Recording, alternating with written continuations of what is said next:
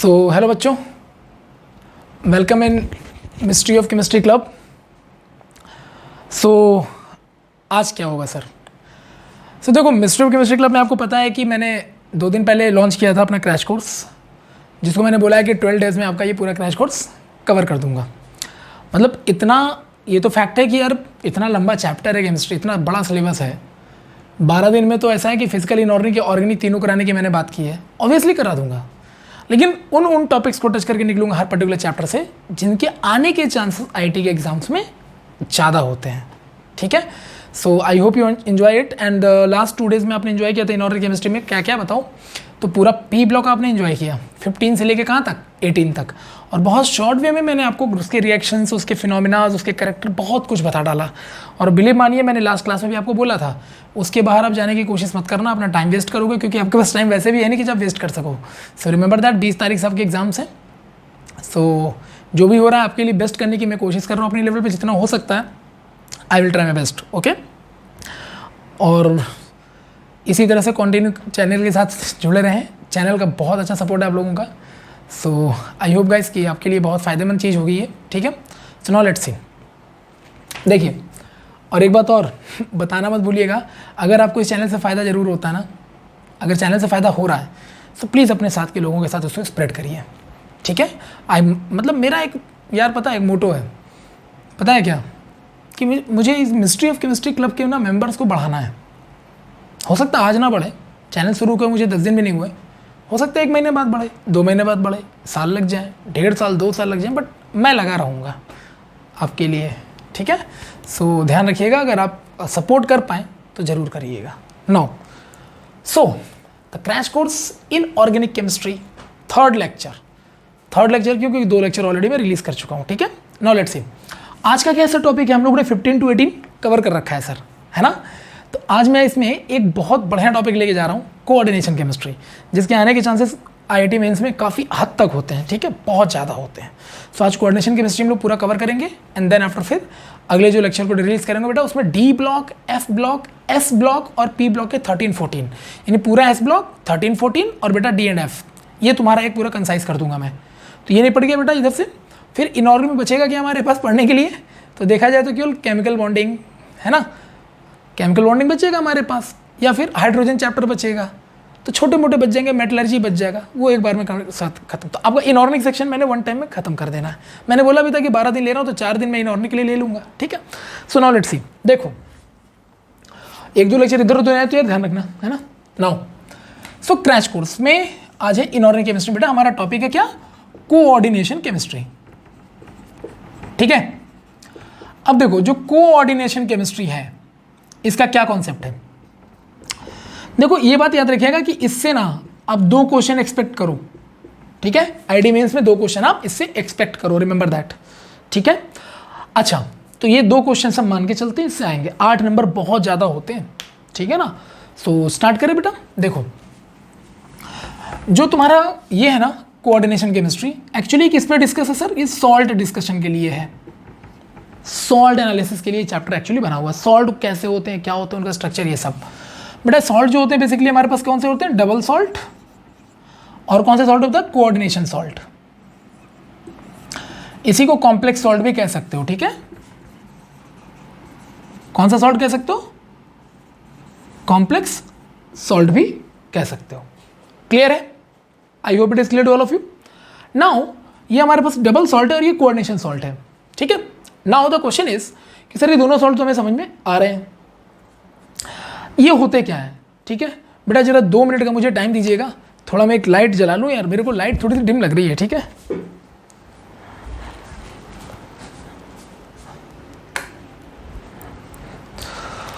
Okay, thank you for the waiting. So I hope कि अब थोड़ा अच्छा लग रहा होगा आपको। डबल और कोऑर्डिनेशन या कॉम्प्लेक्स सॉल्ट। ठीक है, ध्यान से सुनिएगा बेटा, क्रैश कोर्स में पूरा डिटेल में नहीं लिखवा सकता, तो ध्यान से देखिएगा। डबल सॉल्ट क्या होता है? सिंपल लैंग्वेज बता रहा हूँ, ऐसा सॉल्ट जिनको वाटर में डालिए तो अपने आयंस के कॉन्स्टिट्यूएंट पार्ट में टूट जाते हैं, मतलब जो जो उसमें आयंस हो सकते हैं उसमें ये ब्रेक डाउन कर जाते हैं, और वो जो भी आयंस उसमें बने हैं ना, वो सारे आयनिक प्रॉपर्टी को ये शो भी करता है। मतलब जैसा बाहर से दिख रहा है, अंदर जाने के बाद उसके जो आयंस टूटेंगे वो भी एक्चुअल में आयनिक प्रॉपर्टीज शो करेंगे अपने अपने, जो भी उनके आयंस होंगे। मतलब कहने का डबल सॉल्ट एक ऐसी चीज़ है जिसको वाटर में डालने पर वो अपने आयनिक कॉन्स्टिट्यूएंट पार्ट्स में टूट जाता है प्रॉपर मैनर में, जबकि बेटा कोऑर्डिनेशन सॉल्ट वो होता है जो आयंस के कॉन्स्टिट्यूएंट पार्ट में ब्रेक डाउन नहीं होता है प्रॉपर मैनर में, मतलब जो आपका एक्सपेक्टेशन होता है उसके अगेंस्ट ये किसी अदर वे में टूट जाता है। ठीक है, तो जैसे सपोज करो कि अगर मैं एक एग्जांपल ले लूँ बेटा K2SO4 डॉट Al2SO4 का होल थ्राइस डॉट 24H2O। ठीक है, अब इसको बेटा अगर आप वाटर में डालोगे तो देखो यहाँ आपको कौन कौन सा आयन दिख रहा है, पोटेशियम सल्फेट दिख रहा है बेटा, यहाँ एल्यूमिनियम दिख रहा है और यहाँ सल्फेट दिख रहा है। वाटर तो न्यूट्रल होता है, इसको हटाओ। अब बेटा जब इसको तुम वाटर में डालोगे ना, ये देखो तुमने वाटर में डाल दिया, तो वाटर के अंदर भी तुमको पोटेशियम का आयन बेटा, सल्फेट का आयन और एल्यूमिनियम का आयन तुम्हें दिखाई देगा। ओके, सो जैसा है वैसा ही तो है, और ये सारी इन आयंस की प्रॉपर्टी को सोल्यूशन में आप चेक कर सकते हो।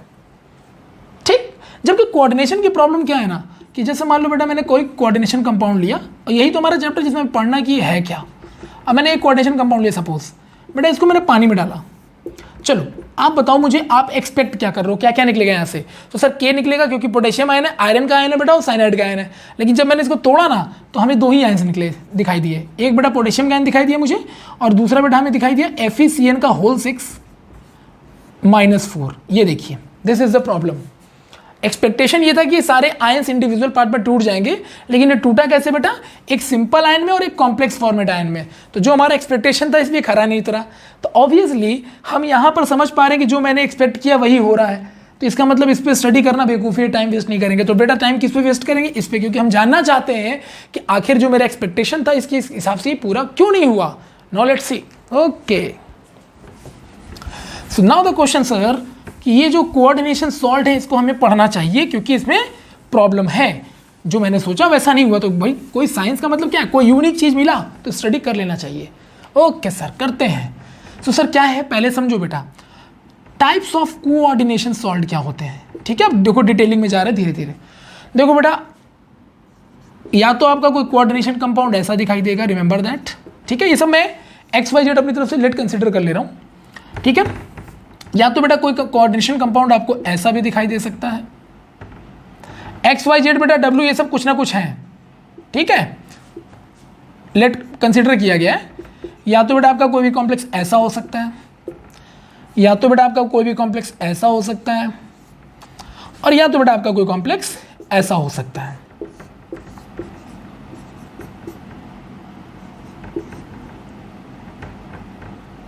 ठीक है, तो सर अगर ऐसा होगा तो उसको क्या बोलेंगे?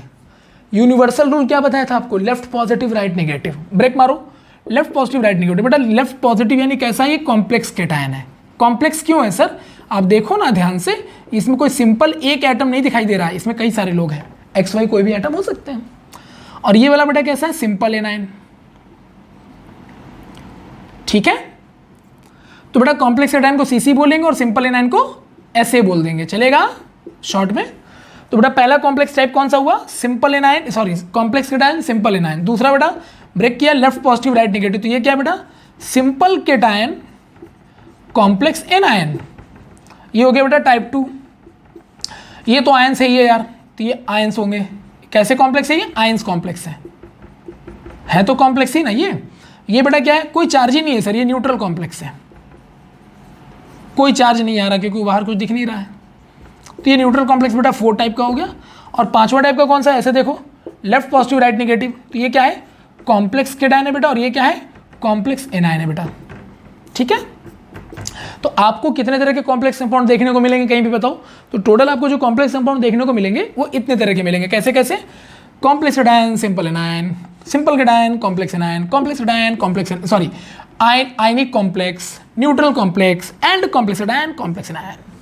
और आई थिंक सो इससे ज़्यादा प्रोबेबिलिटी हो भी नहीं सकती भाई। या तो तुम्हारा कॉम्प्लेक्स एनायन एक बार होगा, या तुम्हारा कॉम्प्लेक्स एनायन एक बार होगा, या तो दोनों एक एक बार हो जाएंगे, और या तो आयंस होगा या तो न्यूट्रल होगा। That's a way to define the complex compound. Okay, now the question is sir ये XY ये सब क्या है सर? तो देखो, मतलब तुमको मैंने शकल दिखा दी कॉम्प्लेक्स कंपाउंड की, कि जब भी तुम कॉम्प्लेक्स केमिस्ट्री पढ़ोगे ना या कोऑर्डिनेशन केमिस्ट्री पढ़ोगे तो इनमें से तुम्हें कोई एक दिखाई दे रहा होगा, तो अब समझ जाओगे तुम। अब जैसे मैं एक्सप्लेन करना चाहूँ तो एक एग्जाम्पल से तुम्हें मैं प्रॉपरली सब कुछ एक्सप्लेन कर देता हूँ। जैसे बात मान लो बेटा एक कॉम्प्लेक्स कंपाउंड तुमने कहीं देखा इस तरह का, XY कुछ भी हो सकता है, कोई एटम मॉलिक्यूल हो सकता है। बेटा जो ये वाला पार्ट है ना, इसको कहते हैं CMA। सी में का मतलब होता है बेटा सेंट्रल मेटल एटम, ठीक है। और याद करो तो तुम लोग को पहले ही लेक्चर में एक ट्रिक दिया था जिसको हम लोगों ने कहा था मिस्ट्री पॉइंट। तो पहला एक मिस्ट्री पॉइंट तुमको लेक्चर 1 में दिया था बेटा, क्रैश कोर्स की इनऑर्गेनिक केमिस्ट्री के। क्या दिया था कि ऐसे सारे सेंट्रल मेटल एटम या ऐसे सारे मेटल जिनके पास वैकेंट डी ऑर्बिटल होता है बेटा, वो कॉम्प्लेक्स फॉर्म कर सकते हैं। तो इसका मतलब अगर सेंट्रल मेटल एटम है और ये कंपाउंड अगर बेटा तुम्हारा कॉम्प्लेक्स है, तो बताओ कॉम्प्लेक्स फॉर्मेशन किस पे डिपेंड करता है मेटल के पॉइंट ऑफ व्यू से? तो कॉम्प्लेक्स फॉर्मेशन डायरेक्टली डिपेंड करता है बेटा कि जो भी मेटल वो बना रहा होगा या तो पार्शियल या तो फुल्ली, वहां पर क्या होना चाहिए? वैकेंट डी ऑर्बिटल होना चाहिए। Okay done. तो इसका मतलब ये इस पर लागू हो गया। इसका मतलब सेंट्रल मेटल एटम का काम बेटा वो एलिमेंट कर सकते हैं जिनके पास क्या होगा? पार्शियली या फुल्ली वैकेंट डी ऑर्बिटल होगा। खास करके सेंट्रल मेटल एटम बेटा डी ब्लॉक एलिमेंट के मेंबर बनाते हैं। ज्यादातर आपको डी ब्लॉक के कॉम्प्लेक्स दिखाई देंगे, ज्यादातर आपको डी ब्लॉक के कॉम्प्लेक्स दिखाई देंगे, ठीक है। अब आपको पता है ये डी ब्लॉक में जिंक, मरकरी और कैडमियम ये आपको परेशानी में डाल सकते हैं। मतलब इनके कॉम्प्लेक्स फॉर्मेशन रेयर होते हैं, ठीक है। इनके कॉम्प्लेक्स क्या होंगे बेटा? मतलब एक तरीके से नेग्लिजिबल समझ लो, नेग्लिजिबल हो गए या रेयर हो गए, ठीक है। क्यों ऐसा सर? ये भी आपको पहले लेक्चर में हो चुका है भैया। जिंक का 30 होता है, इसका भी D10 होता है, इसका भी D10 होता है और इसका भी D10 होता है। तो इन सब का तो डी ऑर्बिटल भरा हुआ है सर। और आपने क्या सिखाया है? जिसके पास पार्शियल या फुली वैकेंट डी ऑर्बिटल होगा वही कॉम्प्लेक्स फॉर्म कर सकता है, वही मेटल कॉम्प्लेक्स फॉर्म कर सकता है। तो इसका जो डी ब्लॉक भरा हुआ है तो कॉम्प्लेक्स कैसे फॉर्म करेगा सर? तो इसीलिए ये रेयर केसेस होते हैं, इवन दैट बनते ही नहीं है एक्चुअली में। आई होप इट इज क्लियर। तो सेंट्रल मेटल एटम कौन होते हैं बेटा? हर वो मेटल डी ब्लॉक का जिसके पास पार्शियल या फुली वैकेंट डी ऑर्बिटल होगा, कॉम्प्लेक्स बनाने की टेंडेंसी रखता है और वही यहां पर सेंटर पे आ सकता है, इसीलिए इसको सेंट्रल मेटल एटम कहेंगे। डन। तो एक्स की जगह तुम कोई भी सेंट्रल मेटल एटम ले सकते हो कॉम्प्लेक्स बनाते समय। तो रिमेंबर दैट जो ये तुम्हारा बिग ब्रैकेट लगा हुआ है ना, बिग ब्रैकेट के सबसे लेफ्ट पोर्शन सेंटर पे जो होगा बेटा सेंट्रल मेटल एटम होगा, ठीक है। ओके, ये जो तुमको बेटा बिग ब्रैकेट दिखाई दे रहा है, ये देखो पूरा ब्लैक वाला बना रखा है, इसको कहा जाता है बेटा कोऑर्डिनेशन स्फीयर। क्या कहते हैं बताओ? कोऑर्डिनेशन स्फीयर, ठीक है बेटा। कोऑर्डिनेशन स्फीयर क्यों? क्योंकि यही वाला पार्ट है जो कॉम्प्लेक्स पार्ट बना रहा है। कोऑर्डिनेशन मतलब कॉम्प्लेक्स ही होता है एक तरीके से, तो ये कॉम्प्लेक्स स्फीयर हो गया, ठीक है। अच्छा, ये वाई क्या है सर? बेटा वाई लिगेंड्स है। कई लोग इसको लाइगेंड्स कहते हैं, इंग्लिश बदलता रहता है, शेड्यूल स्केड्यूल चल रहा है, ठीक है, जो भी है। सो इसको लाइगेंड्स कहते हैं बेटा, या इस, ठीक है, तो क्लियर है। लाइगेंड्स का मतलब होता है बेटा एक्चुअल में इलेक्ट्रॉन डोनर, ठीक है। यानी कि यहां पर वाई यानी जो सेंट्रल मेटल एटम के साथ जो स्मॉल ब्रैकेट के अंदर ज्वाइन होगा ना, वो कौन हुआ? लिगेंड्स होगा। अब आपको समझ में आ गया होगा कि लिगेंड्स क्यों होगा, क्योंकि लिगेंड्स की टेंडेंसी क्या है? इलेक्ट्रॉन डोनेट करने की। तो किसको डोनेट करेगा? तो जुड़ा किसके साथ है? सेंट्रल मेटल एटम के साथ। सेंट्रल मेटल एटम के साथ बेटा क्या है? वैकेंट डी ऑर्बिटल है, इलेक्ट्रॉन ले लेगा, देते जाओ, क्योंकि हमारे पास तो खाली कमरा पड़ा बेटा, इलेक्ट्रॉन आएगा हम ले लेंगे, ठीक है। तो इसका जो काम है समझ में आ गया कि इनके बीच में बॉन्ड कैसे बनेगा। ओके सर, ये एन क्या है? सर एन को लिगेंसी कहा जाता है, ठीक है।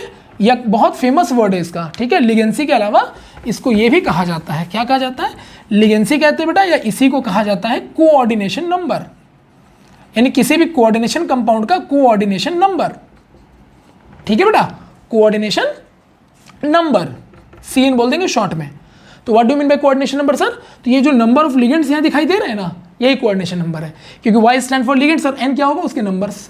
This is called coordination number. Okay, और क्या सर बचा? ये Z बेटा। तो जो ब्रैकेट के बाहर यानी कोऑर्डिनेशन स्फीयर के बाहर सिंपल आयन बनाता, अब ये तो कॉम्प्लेक्स है नहीं, अगर इसको तोड़ोगे तो निगेटिव बनेगा राइट में, right negative, left positive, right negative, तो ये सिंपल आयन है सर।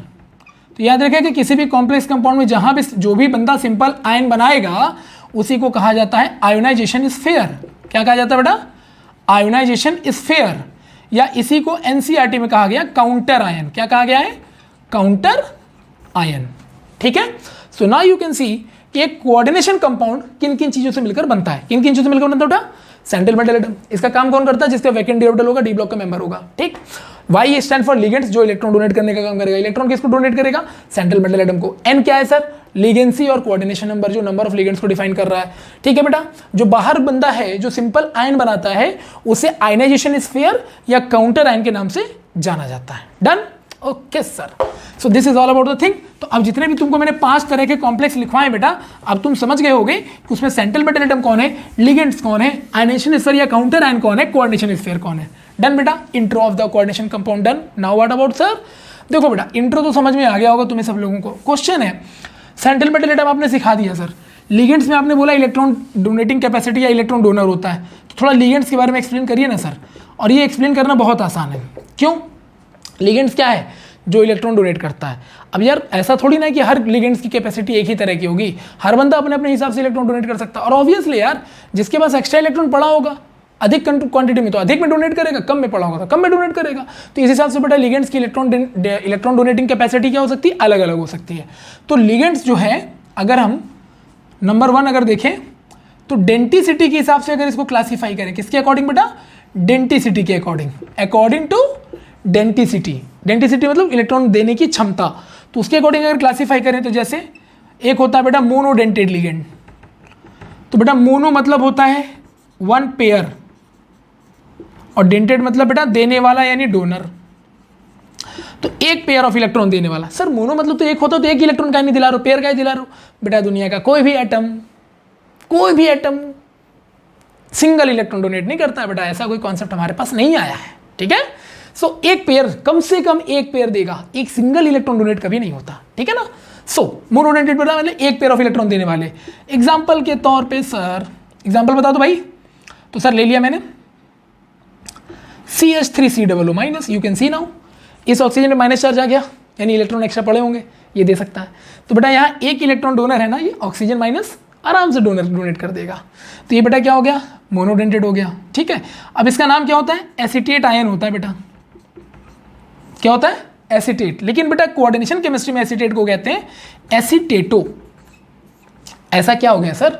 तो रिमेंबर दैट बेटा, जितने भी निगेटिव चार्ज लिगेंड्स होंगे, जिनमें माइनस चार्ज तुमको कोई भी लिगेंड में दिखाई दे, निगेटिव चार्ज लिगेंड्स के बेटा हमेशा याद रखिएगा, उसके सफिक्स में आपको हमेशा लगाना होगा ओ। एसीटेट था, ओ लग गया एसीटेटो। ठीक है बेटा, अगर पॉजिटिव लिगेंड्स दिखाई देते हैं तो इनमें सफिक्स में लगेगा ईएम। Okay done. और अगर बेटा तुम्हारा न्यूट्रल लिगेंड है, मतलब उस लिगेंड्स पे कोई चार्ज नहीं है, क्यों? अरे कोई भी बंदा न्यूट्रल होकर भी तो इलेक्ट्रॉन डोनेट कर ही सकता है, क्योंकि न्यूट्रल के पास इलेक्ट्रॉन एक्स्ट्रा नहीं हो सकते क्या? बिल्कुल हो सकते हैं। तो कोई भी बेटा न्यूट्रल लिगेंड अगर आपको दिखाई दे तो उनका IUPAC वालों ने नाम सजेस्ट किया, उसको यूज करना। जैसे सर, जैसे अमोनिया पे लोन पेयर, देखो ये दे सकता है बेटा, ये भी मोनोडेंटेड है क्योंकि एक पेयर दे रहा है। इसका सजेस्ट किया AMMINE, इसको अमीन बोलेंगे। ऐसे ही बेटा CO कार्बोनिल ऑक्सीजन है इसके पास, ये भी डोनेट कर सकते हैं, इसको कहते हैं कार्बोनिल। ठीक है बेटा। ऐसे ही मान लो वाटर है बेटा, ये देखो इसके पास भी लोन पेयर है। अब आप ये मत सोचना कि इसके पास 2 लोन पेयर है तो 2 दे देगा ना, एक एटम एक बार में एक पेयर देता है। दूसरा पेयर लेना तो दूसरे एटम के पास जाओ, एक एटम एक बार में एक पेयर देगा। तो ये भी बेटा मोनोडेंटेड हो गया क्योंकि एक पेयर दे सकता है, ये भी मोनोडेंटेड हो गया बेटा। तो इसका नाम रखा गया है एक्वा। ठीक है बेटा। ऐसे ही NO, इसको कहा जाता है बेटा nitrosyl. Okay, it is also monodentate बेटा। सो न्यूट्रल लिगेंड्स के कुछ नाम होते हैं जो हमें याद रखने होते हैं। और हम आपको एक बात बताएं, 1 2 3 4 को छोड़ के आपसे कोई कुछ नहीं पूछने वाला, टेंशन मत लेना बिल्कुल। तो न्यूट्रल लिगेंड्स के नाम याद करने होते हैं, 4 ही तो हैं, कर लेंगे सर, क्या है। ठीक, और बाकी निगेटिव और पॉजिटिव के तो बेटा तुमको याद ही नहीं करने। जो नाम उनका तुम जानते थे पहले से, उसमें O लगा दो तो नेगेटिव लिगेंड, EM लगा दो तो positive ligand. Done. Okay sir. और बेटा हमें लगता है इसके साथ तुम मोनोडेंटेड एग्जांपल भी समझ गए होगे, नहीं? तो चलो कुछ एग्जांपल दे दो मेरे को। बताओ Cl माइनस क्या कहलाएगा भाई? Cl को तो क्लोराइड कहते हैं, Cl माइनस को तो ये बन जाएगा सर CHLO क्लोराइडो। बताओ बेटा Br माइनस भी मोनोडेंटेड है, क्या बोलोगे? ब्रोमाइडो। तो हमें लगता है नाम लिखने में आपको परेशानी तो नहीं हो रही है बेटा। Cl माइनस तो ये साइनाइड होता तो नाम हो जाएगा साइनाइटो या साइनो। साइनो ही आजकल ज़्यादा चलता है, या इसे साइनाइटो भी बोल सकते हो, कोई मना नहीं करेगा। ये देखिए, है ना, लिख लोगे आप। तो मोनोडेंटेड लिगेंड्स के एग्जांपल्स मैं आपके सामने डिफाइन कर चुका हूँ। ठीक है, और इवन ये भी बता दिया कि लिगेंड्स कैसे लिखे जाते हैं। ओके ना। निगेटिव लिगेंड्स बेटा, निगेटिव चार्ज वाला लिगेंड देखोगे तो क्या बोलोगे? O। पॉजिटिव देखोगे तो क्या बोलोगे? EM। न्यूट्रल होगा तो देखोगे तो क्या होगा? 4 ही है बेटा, एक्वा, नाइट्रोसिल, अमीन और कार्बोनिल।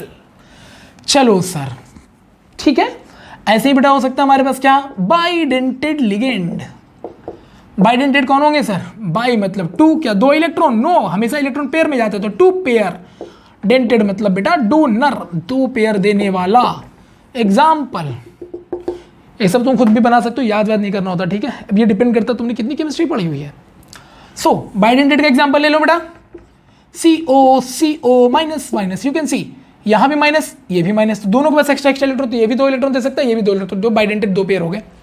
अब ये क्या होता है बेटा, ये ऑक्जेलिक एसिड से बना हुआ है, तो ऑक्जेलेटो, दिख रहा है, बड़ा सिंपल नाम है। ऐसे ही बेटा मान लो ये पायरेटिन है, नाइट्रोजन पे लोन पेयर होता है, सबको पता है। ये देखो बेटा, अब दो पायरेटिन मैंने मिक्स कर दिए तो क्या बन गया, बाईपाई या बाईपायरेटिन, या इसको भी बोल सकते हो तुम बाईपाई शॉर्ट में। इसमें देखो कोई चार्ज नहीं था तो O और EM नहीं आया, ठीक है बेटा, है ना। ये देखो क्या है, NH2CH2COO माइनस, बेटा ये माइनस देखो, एक लोन पेयर ही दे सकता है, माइनस चार्ज बेटा ये भी दे सकता है। It is also bidentate. नाम बताओ सर, ये तो ग्लाइसिन होता है सर, तो इसी से बनता है बेटा ग्लाइसिनेटो। ग्लाइसिन होता है glycinato, O Y negative ligand है बेटा, ठीक है। ऐसे ही देखो NH2CH2CH2NH2, ये देखो बेटा यहाँ पर भी एक लोन पेयर, ये भी एक लोन पेयर, न्यूट्रल लिगेंड है, ये क्या कहलाता है, इथाइल, तो हो जाएगा बेटा इथाइल, और या इसको एथिलीन भी बोला जाएगा, तो आ गया एथिलीन। और बेटा ये अमाइन कहलाता है ना, कितनी बार अमाइन है सर, दो बार, तो ये नाम आ गया एथिलीन डाइअमाइन। शॉर्ट में बेटा इसको EN कहते हैं। ये सब लिखने के तरीके हैं शॉर्ट, समझ लो, टाइम नहीं ना लोगों के पास। और ऑक्सीलेटो को बेटा शॉर्ट में OX बोल देंगे, ऑक्स मतलब तो बैल होता है, लेकिन यहाँ शॉर्ट में ये ऑक्स है, ठीक है। ग्लाइसिनेटो को शॉर्ट में बेटा GLY बोल देंगे, ग्लाई। पायरेटिन बेटा बाईपायरेटिन है, तो बाईपायरेटिन को मैंने शॉर्ट में क्या बोला, बाईपाई, पाई मतलब pyridine. I hope it is clear to all of you. Bidentate done हो गया, okay sir. Now what about the next one. तो सर ये अलग इतने लिगेंड क्यों होते हैं, तो भैया कैपेसिटी जैसे जैसे इलेक्ट्रॉन देने की बढ़ती है वैसे वैसे होते जाते हैं। ट्राइडेंटेड मतलब 3 pair, tetradentate 4 pair, पेंटाडेंटेड 5 pair, hexadentate 6 pair. तो बेटा मोनोडेंटेड मतलब 1 पेयर, बाइडेंटेड मतलब 2 पेयर। तो बार बार सबको ना बता के मैं एक बार में लिखता हूँ, पॉलीडेंटेड लिगेंड। तो बेटा पॉलीडेंटेड मतलब poly, more than 2 lone pair electron का दे देगा डोनर। तो 1 पेयर मोनो, 2 पेयर 2, और 2 से ज़्यादा तो पॉली। एग्जाम्पल दे दो सर एक अच्छा वाला। तो देखो बेटा आप इसका एग्जाम्पल क्या ले सकते हो मुझे बता दो। तो मैंने लिया बेटा NCH2COO minus, NCH2COO minus, CH2 बेटा CH2, देख रहे हो ये बना रहा हूं मैं, CH2COO minus, CH2COO minus. You can see now, nitrogen पे एक लोन पेयर, नाइट्रोजन पे एक लोन पेयर, बेटा ये माइनस वाला भी एक पेयर देगा, ये भी एक पेयर देगा, ये भी एक पेयर देगा, ये भी एक पेयर देगा। टोटल कितने पेयर मिल रहे हैं सर, 6। तो ये कैसा हो गया, हेक्साडेंटेड। तो इसको पॉली के अंदर क्यों लिखा, क्योंकि मैंने क्लियर बोल दिया 2 के बाद जो भी देगा सब पॉली होगा। अब डोनेटिंग कैपेसिटी के हिसाब से डेंटेड लगा दी, हेक्सा तो 6 पेयर दे रहे, तो हेक्सा 5 देगा तो पेंटा। नाम बताओ सर, 2 कार्बन बेटा एथिलीन, नाइट्रोजन 2 अमाइन हो गया बेटा एथिलीन डाइअमाइन। और ये बेटा एसीटेटो एसीटेटो एसीटेटो एसीटेटो, कितनी बार एसीटेटो, 4 बार एसीटेटो, तो टेट्रा एसीटेटो। शॉर्ट में इसका नाम क्या होता है सर, अब तो तुम ही जान गए, EDTA, ये है नाम इसका EDTA। और बेटा इसमें चार्ज कितना लगा, -4। क्यों सर -4 है, दिखाई नहीं दे रहा है, 1 -2 -3 -4 माइनस, तो ये हेक्साडेंटेड हो गया सर, है ना। यहीं से बेटा ये हटा दूं मैं और खाली एक H लगा दूं, मैं ऐसा कर सकता हूं। तो इसका नाम क्या हो जाएगा, EDTA -3। अब ये क्या है बेटा, पेंटाडेंटेड, क्योंकि 5 ही पेयर दिखाई देंगे, 1 pair 2 pair 3 pair 4 pair 5 pair, तो ये बन गया पेंटाडेंटेड। तो बेटा हम इसको अपने सहूलियत के हिसाब से बना सकते हैं, इसलिए याद करने से हम बचते हैं, ठीक है, ओके। सो देखो डेंटे यानी इलेक्ट्रॉन डोनेटिंग कैपेसिटी के हिसाब से मैंने लिगेंड को पहले क्लासीफाई किया, तो हमें लिगेंड्स पता चल गए। अब सर क्या और कैसे कैसे लिगेंड्स होते हैं भाई, देखो दूसरे टाइप का बेटा एम्बीडेंट लिगेंड, इसकी बहुत खास इंपॉर्टेंस है बेटा। अब ये एम्बीडेंट लिगेंड क्या होते हैं सर, देखो भैया एम्बी मतलब दोनों तरफ से, तो खास करके याद रखना एम्बीडेंट लिगेंड का काम ना मोनोडेंटिटी करते हैं। मतलब ये नहीं कि all monodentates are ambidentate, no, all ambidentate ligands are monodentate, this is the concept. सारे मोनोडेंटेट बेटा एम्बीडेंट नहीं हो सकते, लेकिन एम्बीडेंट अगर है तो मोनोडेंटेट ही होगा। एग्जाम्पल के तौर पे देखो, पहले तो समझते हैं एम्बीडेंट ढूंढ के, इसी से समझ में आ जाएगा आपको, डेफिनेशन की रिक्वायरमेंट है नहीं क्योंकि क्रैश कोर्स है। जैसे बाटो मैंने साइनाइड लिया, this is also ligand, cyano ligand.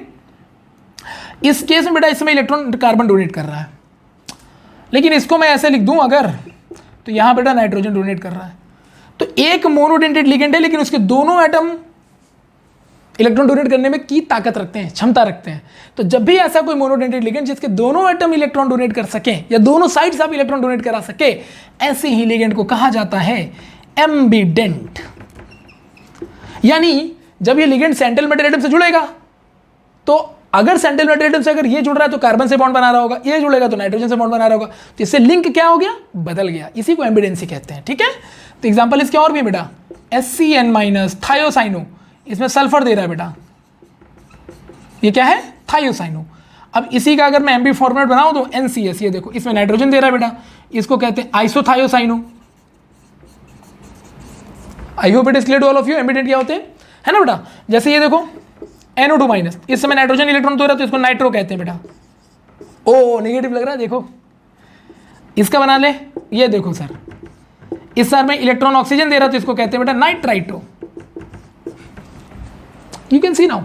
तो कोई भी मोनोडेंटेट लिगेंड बेटा जिसके दो एटम अलग अलग वे में इलेक्ट्रॉन डोनेट करने की क्षमता रखते हो, इसी को कहते हैं एम्बीडेंट लिगेंड। लेकिन मोनोडेंटेट है तो एक बार में बेटा एक ही तरफ से अटैच होगा, लेकिन क्षमता क्या है कि दोनों तरफ से अटैच होने के रख सकता है। तो ये दो अलग अलग कंपाउंड बना सकता है, यानी एक ही लिगेंड दो अलग अलग बॉन्डिंग से अलग अलग कंपाउंड बना सकता है। This is the talent of the ambidentate ligand. Okay okay, now बात अगर मैं करूं आगे और कैसे लिगेंड हो सकते हैं सर, एक लिगेंड होता है चिलेटिंग। देखो होते तो लिगेंड बहुत तरह के, लेकिन मैं उतने डिस्कस करूंगा जितने से आपके एग्जाम पेपर निकल जाए भैया, है ना। चिलेटिंग लिगेंड क्या होते हैं सर, बेटा चिलेट का मतलब होता है रिंग फॉर्मेशन, मतलब ऐसे लिगेंड जो रिंग फॉर्म करने की ताकत रखते हैं। अब बताओ रिंग कौन फॉर्म करेगा, जहां पर इलेक्ट्रॉन ज्यादा दोगे तो भाई रिंग फॉर्मेट होता है। जैसे कहने का मतलब बेटा ये मैंने ऑक्सीलेटो लिया, ये देखो अब यहाँ बेटा मैंने कोई सेंट्रल मेटल एटम ले लिया, तो इलेक्ट्रॉन अगर इसको देगा और ये इसको देगा तो देखो एक रिंग जैसा स्ट्रक्चर बन गया, क्योंकि यहाँ जब इलेक्ट्रॉन देगा तो बॉन्ड से देगा ना, और ये भी इलेक्ट्रॉन देगा तो बॉन्ड से देगा। तो इधर से भी बॉन्ड ने इसको लॉक कर दिया, इधर से भी बॉन्ड ने लॉक कर दिया, तो बेटा इधर से कहीं खुला तो रहा नहीं, ये रिंग है। तो अगर ये रिंग है बेटा तो ये कैसा लिगेंड हो गया, चिलेटिंग लिगेंड हो गया। ठीक है, अब ध्यान रखिएगा, एक बात बता देता हूँ, ये तो ऑर्गेनिक केमिस्ट्री का भी बेसिक रूल है, स्ट्रेट चेन से ज्यादा रिंग स्टेबल होता है, तो इसीलिए chelating ligands are more stable. तो यानी स्टेबिलिटी के डायरेक्टली प्रोपोर्शनल होते हैं, याद रखना। मतलब किसी कॉम्प्लेक्स में अगर नॉर्मल लिगेंड लगा हुआ है और एक दूसरे कॉम्प्लेक्स में बेटा चिलेटिंग लिगेंड दिखाई दे रहा है आपको, तो आंख बंद करके आप कह सकते हो कि जो चिलेटिंग लिगेंड होगा that will be the more stable because ring are more stable than chain. Okay, अच्छा इसमें जो आईटी वाला क्वेश्चन पार्ट है ना, वो क्या है, देखो इतना तो सबको आता है। अब आईटी वाला क्वेश्चन क्या पूछता है, आईटी वाला ये पूछता है जो मैं 2 पॉइंट में आपको बता रहा हूं, ध्यान दीजिएगा। 5 ring ligands with CMA is more stable when there is no double bond. मान लो कोई लिगेंड सेंट्रल मेटल एटम के साथ जाके बॉन्ड बना रहा है, ध्यान से सुनिएगा, कोई लिगेंड सेंट्रल मेटल एटम के साथ जाके बॉन्ड बना रहा है। अब जब लिगेंड ने सेंट्रल मेटल एटम से बॉन्ड बनाया ना बेटा, तो 5 रिंग यानी 5 पोजीशन की रिंग दिखाई दे रही है, हम कार्बन तो बोल नहीं सकते। तो ये जो लिगेंड जब सेंट्रल मेटल के साथ बॉन्ड बनाता है तो 5 रिंग यानी पेंटागन जैसा कुछ बन जाता है। शर्त यह है कि उस पेंटागन वाला जो तुम्हारा कॉम्प्लेक्स बना है सेंट्रल मेटल के साथ लिगेंड ने जो बनाया है, उसमें कोई भी डबल बॉन्ड ना हो। अगर डबल बॉन्ड नहीं है ना, तो उसके इसमें 5 कार्बन वाला रिंग जो होता है वो बहुत स्टेबल माना जाता है। ठीक है, और दूसरा पॉइंट और सबसे बेहतरीन point, 6 member ring with CMA is more stable when sigma and pi bonds, sigma pi यानी कि सिंगल एंड डबल बॉन्ड्स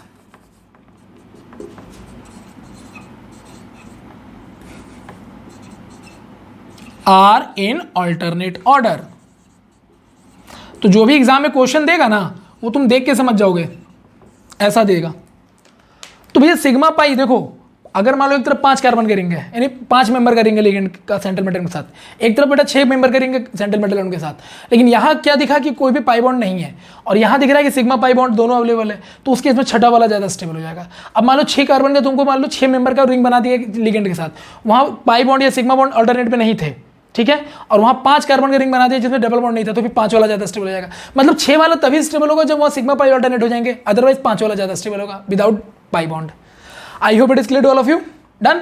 तो ये चिलेटिंग लिगेंड का सबसे इंपॉर्टेंट पॉइंट है जो दोनों पॉइंट डिस्कस कर दिया, ठीक है। तो चिलेटिंग लिगेंड्स वैसे जनरली तो बहुत ज़्यादा स्टेबल होते हैं क्योंकि रिंग स्टेबल होते हैं, लेकिन लड़ाई आपको फंसाएगा कहाँ, एक 5 कार्बन का दे देगा, 5 मेंबर का रिंग दे देगा और एक 6 मेंबर का रिंग दे देगा, और वहाँ फंसा आपको ऐसे देगा कि 6 मेंबर वाले रिंग में मान लो सिग्मा पाई ऑल्टरनेट नहीं दे दिया, तो उस केस में 5 वाला ही स्टेबल होगा, ठीक है, ओके। और अगर सिग्मा पाई ऑल्टरनेट दे दिया तो बेटा तो फिर 6 वाले से बड़ा कोई स्टेबल हो ही नहीं सकता, ठीक है। I hope it is clear to all of you. ठीक है सर, डन है। Now what about the next one. Sir ligands के सारे टाइप्स हमने कवर कर लिए, होते और भी होमोइलेक्ट्रिक, हेटेरोइलेक्ट्रिक, फ्लेक्सिडेंट लिगेंड्स, लेकिन इसका कोई लॉजिक है नहीं। Now we can move further. तो सर लिगेंड्स भी हो गए, तो एक कॉम्प्लेक्स कंपाउंड में सेंट्रल मेटल एटम होता है और लिगेंड्स होते हैं, दोनों मैंने बता दिए। सर आपने फिर एक बताया था कोऑर्डिनेशन नंबर, ये क्या होता है सर? देखो भैया कोऑर्डिनेशन नंबर बहुत सिंपल है, किसी भी कॉम्प्लेक्स का कोऑर्डिनेशन नंबर निकालना तो नंबर ऑफ लिगेंड्स काउंट कर लो और उसको मल्टीप्लाई कर दो बेटा उसकी डेंसिटी से। अब ये मत बोलना डेंसिटी क्या है भाई, वहाँ पर साफ दिखाई दे रहा होगा कि लिगेंड्स कितने नंबर हैं, और डेंसिटी उस लिगेंड की डेंसिटी मतलब वो मोनोडेंटेड की, बाइडेंटेड की, ट्राइडेंटेड है। मोनो होगा तो 1 से मल्टीप्लाई करोगे, दो बाइडेंटेड होगा तो 2 से करोगे, ट्राइडेंटेड होगा तो 3 से करोगे, टेट्रा होगा तो 4 से करोगे, ठीक है। एग्जाम्पल के तौर पर मान लो मेरे से पूछा गया CrC2O4 का होल थ्राइस, ठीक है, CrC2O4 का होल थ्राइस -3। डन, ये हमें दे दिया गया और बोला गया बताओ इसका कोऑर्डिनेशन नंबर कितना होगा। तो मैं क्या बताऊंगा, नंबर ऑफ लिगेंड्स 3, C2O4 ये कैसा लिगेंड होता है, तो C2O4 ऐसा होता है ना यार, ये देखो C2O4 ही ना है, ये तो सर बाइडेंटेड है यार, ओके ये तो बाइडेंटेड हुआ।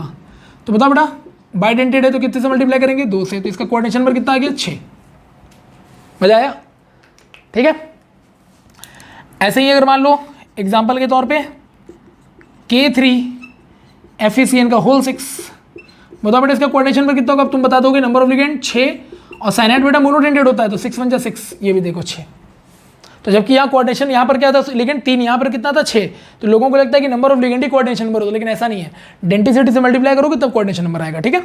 एग्जाम में ऐसे क्वेश्चन आते हैं, ठीक है ना। चलो तो सर कोऑर्डिनेशन केमिस्ट्री यानी कोऑर्डिनेशन कंपाउंड में सेंट्रल मेटल एटम क्या होता है पता है, ठीक है, लिगेंड्स क्या होता है पता है, लिगेंड्स के टाइप क्या होते हैं पता है, लिगेंड स्टेबल कैसे होता है वो भी पता है, कोऑर्डिनेशन बन कैसे निकालते हैं वो भी पता है। अब आयनाइजेशन स्फीयर क्या होता है, काउंटर आयन क्या होता है, जो सिंपल आयन बनाता है वो मैंने पहले बता रखा आपको, खत्म। तो कोऑर्डिनेशन कंपाउंड का इंट्रो आपका पार्ट खत्म हो गया। Now the what about the next sir, ध्यान से सुनो। कोऑर्डिनेशन कंपाउंड को लेकर के कि भैया इनका स्ट्रक्चर कैसा हो सकता है, इस पर कमेंट करने के लिए एक कॉन्सेप्ट आया था बेटा जिसे कहा जाता है वार्नर्स थ्योरी। क्या कहा गया बेटा, वार्नर्स थ्योरी। ये आया था लगभग 1893 में, ठीक है। वार्नर्स थ्योरी क्या था, अल्फ्रेड वार्नर नाम के साइंटिस्ट थे, उन्होंने ये पूरा थ्योरी दिया था। उन्होंने ये बताने की कोशिश की कि कोऑर्डिनेशन कंपाउंड का शेप हम बना सकते हैं या शेप होता है। तो कैसे प्रूफ किया सर इन्होंने, तो वार्नर्स थ्योरी में एक्चुअली 2 पॉइंट मेन थे, बस ओनली 2 पॉइंट्स दियो। एक इन्होंने बोला कि भैया कोई भी इनके अकॉर्डिंग कोई भी कोऑर्डिनेशन कंपाउंड, ध्यान से सुनना, किसी भी coordination compound has 2 different type of valencies, ध्यान से सुनिएगा, 2 डिफरेंट टाइप ऑफ वैलेंसीज। किसी भी कोऑर्डिनेशन कंपाउंड में बेटा 2 तरह की वैलेंसीज होती हैं, जिसमें से एक वैलेंसी को उन्होंने नाम दिया था प्राइमरी वैलेंसी और दूसरे को बेटा नाम दिया था उन्होंने सेकेंडरी वैलेंसी, ठीक है। प्राइमरी वैलेंसी के पॉइंट्स बताए। प्राइमरी वैलेंसी वो होते हैं जो सिंपल आयंस फॉर्म करते हैं किसी कॉम्प्लेक्स में, तुम समझ गए होगे। सिंपल आयन का मतलब बेटा काउंटर आयन या आयनाइजेशन स्फीयर, जिसको मैंने बताया था, करेक्ट, जो सिंपल फॉर्म में निकल जाएगा टूट के। बेटा ये चूंकि टूट जाते हैं तो ये आयोनाइजेबल होते हैं,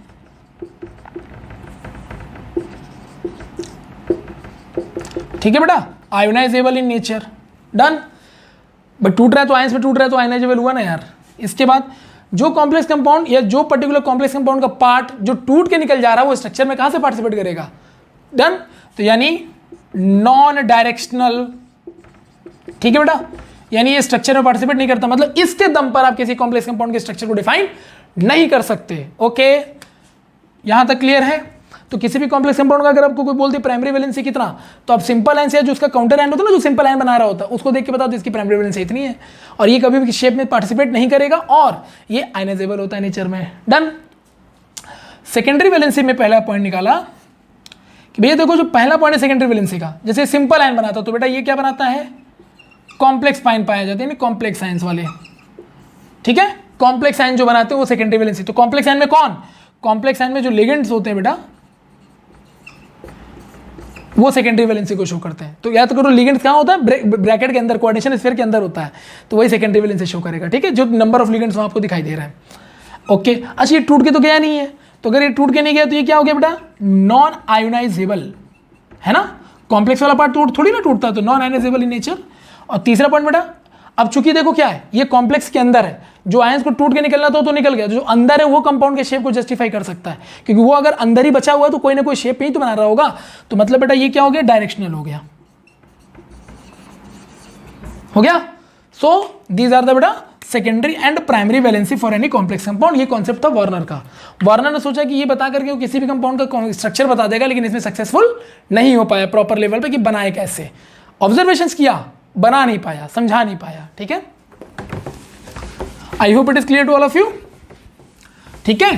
तो ये कॉन्सेप्ट दिया था वार्नर ने। Now we can move further. जैसे देखो एक एग्जांपल के तौर पे इनके पास एक कंपाउंड था बेटा, जैसे COCl3.6NH3, यही वो कंपाउंड था जिस पर वार्नर ने रिसर्च करके ये पूरा थ्योरी दिया था। अब आप मुझे बताओ तो इसमें ये कोबाल्ट तो बेटा मेटल है, वैकेंट डी ऑर्बिटल है, तो सेंट्रल मेटल एटम का काम करेगा। Cl और अमोनिया में बेटा बताओ तो आयनाइजेबल कौन होता है, आयंस कौन बनाता है, ऑब्वियसली सर क्लोरीन बनाता है। तो अगर ये आयंस बनाता है बेटा तो ये प्राइमरी वैलेंसी हो गया, है ना, और ये अमोनिया आयंस नहीं बनाता सबको पता है, तो बेटा ये सेकेंडरी वैलेंसी हो गया। तो इसका मतलब अगर इनके परसेप्शंस को मान ले तो ये कॉम्प्लेक्स कुछ ऐसा दिखना चाहिए। देखो सेंट्रल एटम तो बेटा सेंटर पे रहेगा, अब उसके साथ कौन जाता है, लिगेंड्स, और बेटा लिगेंड्स वही होगा जो सेकेंडरी वैलेंसी होगा, जो नॉन आयनाइजेबल होगा, जो नॉन आयनाइजेबल होगा वही ना ब्रैकेट के अंदर रहेगा, तो बेटा अमोनिया आ जाएगा इसके अंदर, छियों के छियों। और आयंस कौन बनाता है, क्लोरीन, तो वो सिंपल आयन बनाएगा, तो सिंपल आयन की वैल्यू बाहर निकालना पड़ेगा, that's it, this is the formation to complex compound, ठीक है। तो बेटा अमोनिया यहां पर क्या है, सेकेंडरी वैलेंसी है। इस कॉम्प्लेक्स कंपाउंड की सेकेंडरी वैलेंसी कितनी बेटा, 6, और ये क्लोरीन बेटा सिंपल आयन बनाएगा तो ये क्या है, प्राइमरी वैलेंसी। तो बताओ बेटा इसकी प्राइमरी वैलेंसी कितनी, 3, डन है। अब सेकेंडरी प्राइमरी में अगर चेंजेस करते तो कंपाउंड अपना प्रॉपर्टी क्या करने लगता है, चेंज करने लगता है, ऐसा माना जाता है। जैसे इसका कलर बेटा क्या है, येलो है, ठीक है। अब इसी को मैं अगर ऐसे लिख दूं, देखो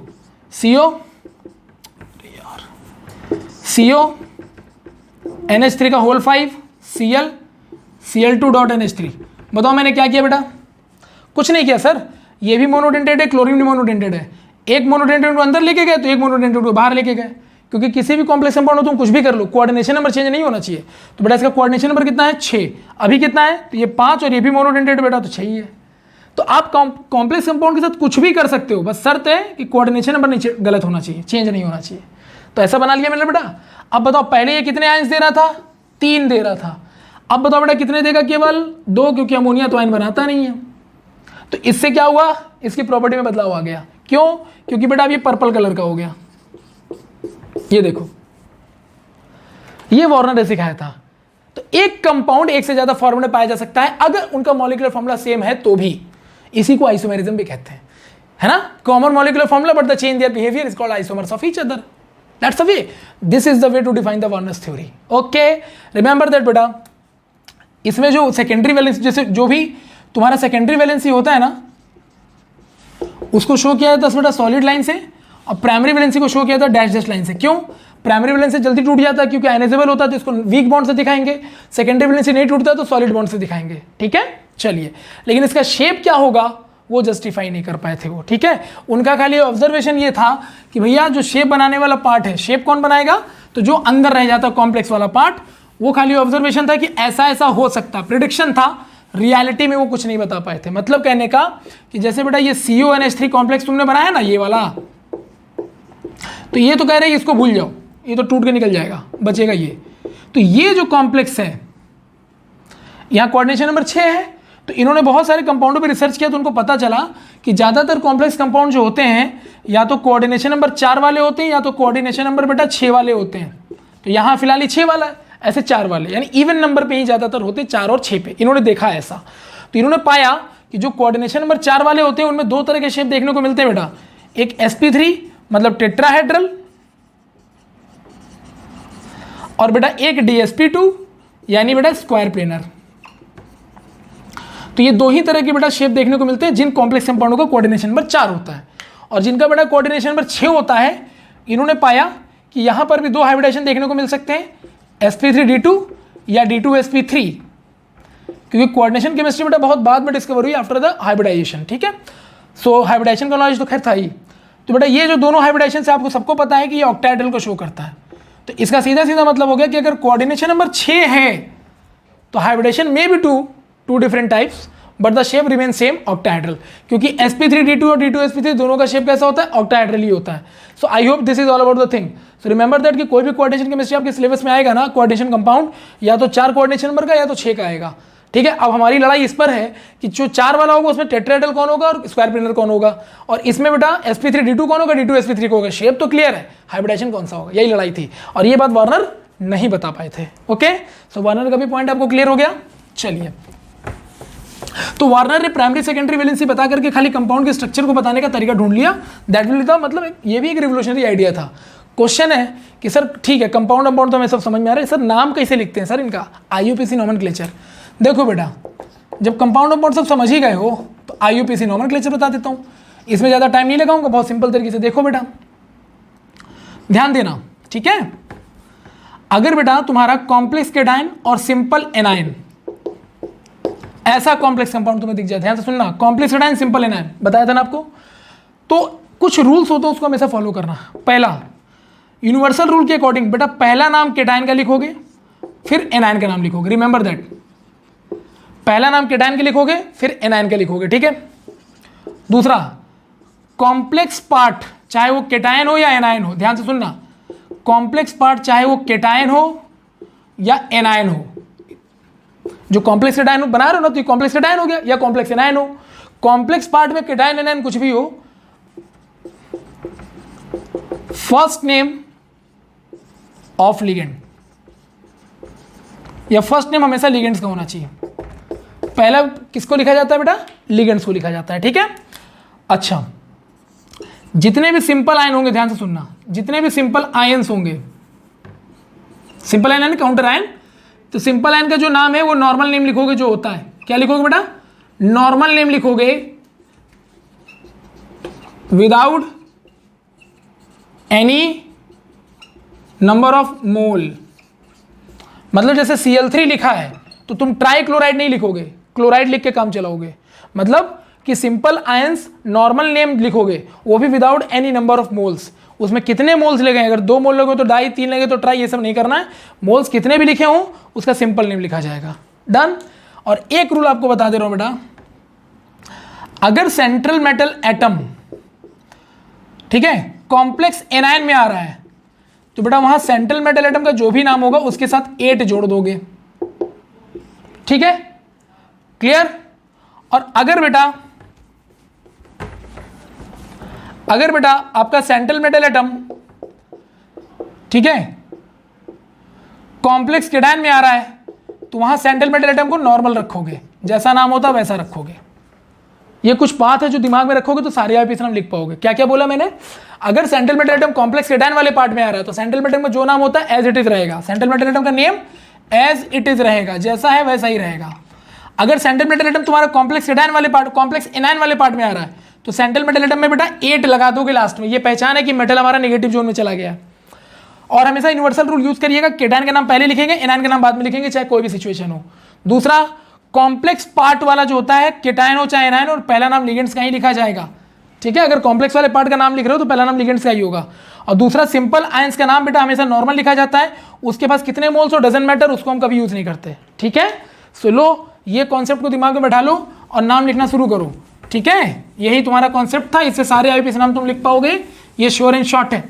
डन। सपोज मैं अगर आपको नाम लिख के दिखाना चाहूं तो मान लो मेरे पास ये नाम आ गया कि इसका नाम लिखना है K4FeCN का होल 6। हमारे जो रूल्स है उसको फॉलो कर दो, काम खत्म है। बी से ब्रेक किया, केटायन एनायन, डन। 4 एनायन इसलिए क्योंकि यहाँ 4 लगा था, ये तो तुमको पता ही होगा। चलो बेटा, ये केटायन और एनायन यूनिवर्सल रूल के अकॉर्डिंग पहला नाम किसका लिखते हैं, केटायन का, चाहे जैसा भी हो, सिंपल हो चाहे कॉम्प्लेक्स हो। तो केटायन का नाम पहले लिखते हैं बेटा, ये पोटेशियम है और ये सिंपल आयन है, पोटेशियम है और ये सिंपल आयन है।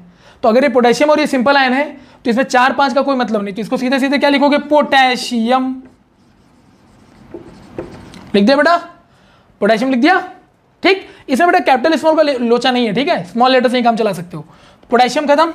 अब बेटा कॉम्प्लेक्स एनायन, तो हमने क्या बताया, कॉम्प्लेक्स चाहे एनायन हो चाहे केटायन हो, पहला नाम लिगेंड्स का होगा। कितना लिगेंड है बेटा, 6, तो लिख दो हेक्सा साइनाइटो या साइनो लिख दो, हेक्सा साइनो। बताया था ना, साइनाइड बेटा निगेटिव चार्ज का है तो ओ आ जाएगा सफिक्स में, वो तो पता ही है तुम्हें। साइनो बेटा लिगेंड्स का नाम हो गया, तो बचा किसका लिखना, आयरन, ठीक है। अब चूंकि तुम्हारा आयरन किस जोन में है, निगेटिव जोन में है, तो क्या बताया था, सेंट्रल मेटल एटम अगर निगेटिव वाले कॉम्प्लेक्स पार्ट में चला गया तो 8 लगेगा, तो आयरन का आयरनेट नहीं हो जाएगा, आयरन का रियल नेम लिखना पड़ेगा। तो फेरस का रियल नेम क्या होता है, फेरम, तो फेरम में 8 लगा तो फेरेट हो गया बेटा, तो नाम आ गया फेरेट, लिख दिया। बस यहाँ एक नई चीज मैं बताने जा रहा हूं जो मैंने अभी आपको नहीं बताया, वो सिंपल है कि जो भी सेंट्रल मेटल का तुम नाम लिखोगे उसके जस्ट बगल में स्मॉल ब्रैकेट में उसका ऑक्सीडेशन और रोमन नंबर लिख देना। ये हर जगह करना है, कहीं अलग चेंज नहीं होना है। जहां भी सीए में आएगा उसके बगल में स्मॉल ब्रैकेट में उसका ऑक्सीडेशन नंबर रोमन नंबर में लिखोगे। तो इसका ऑक्सीडेशन नंबर कितना आएगा बेटा, +2, तो रोमन नंबर में +2। ये लो सर, नाम हो गया पूरा। सिंपल रूल फॉलो करो और आंसर निकाल डालो। तो नाम क्या है, पोटेशियम हेक्सासाइनोफेरेट 2, डन।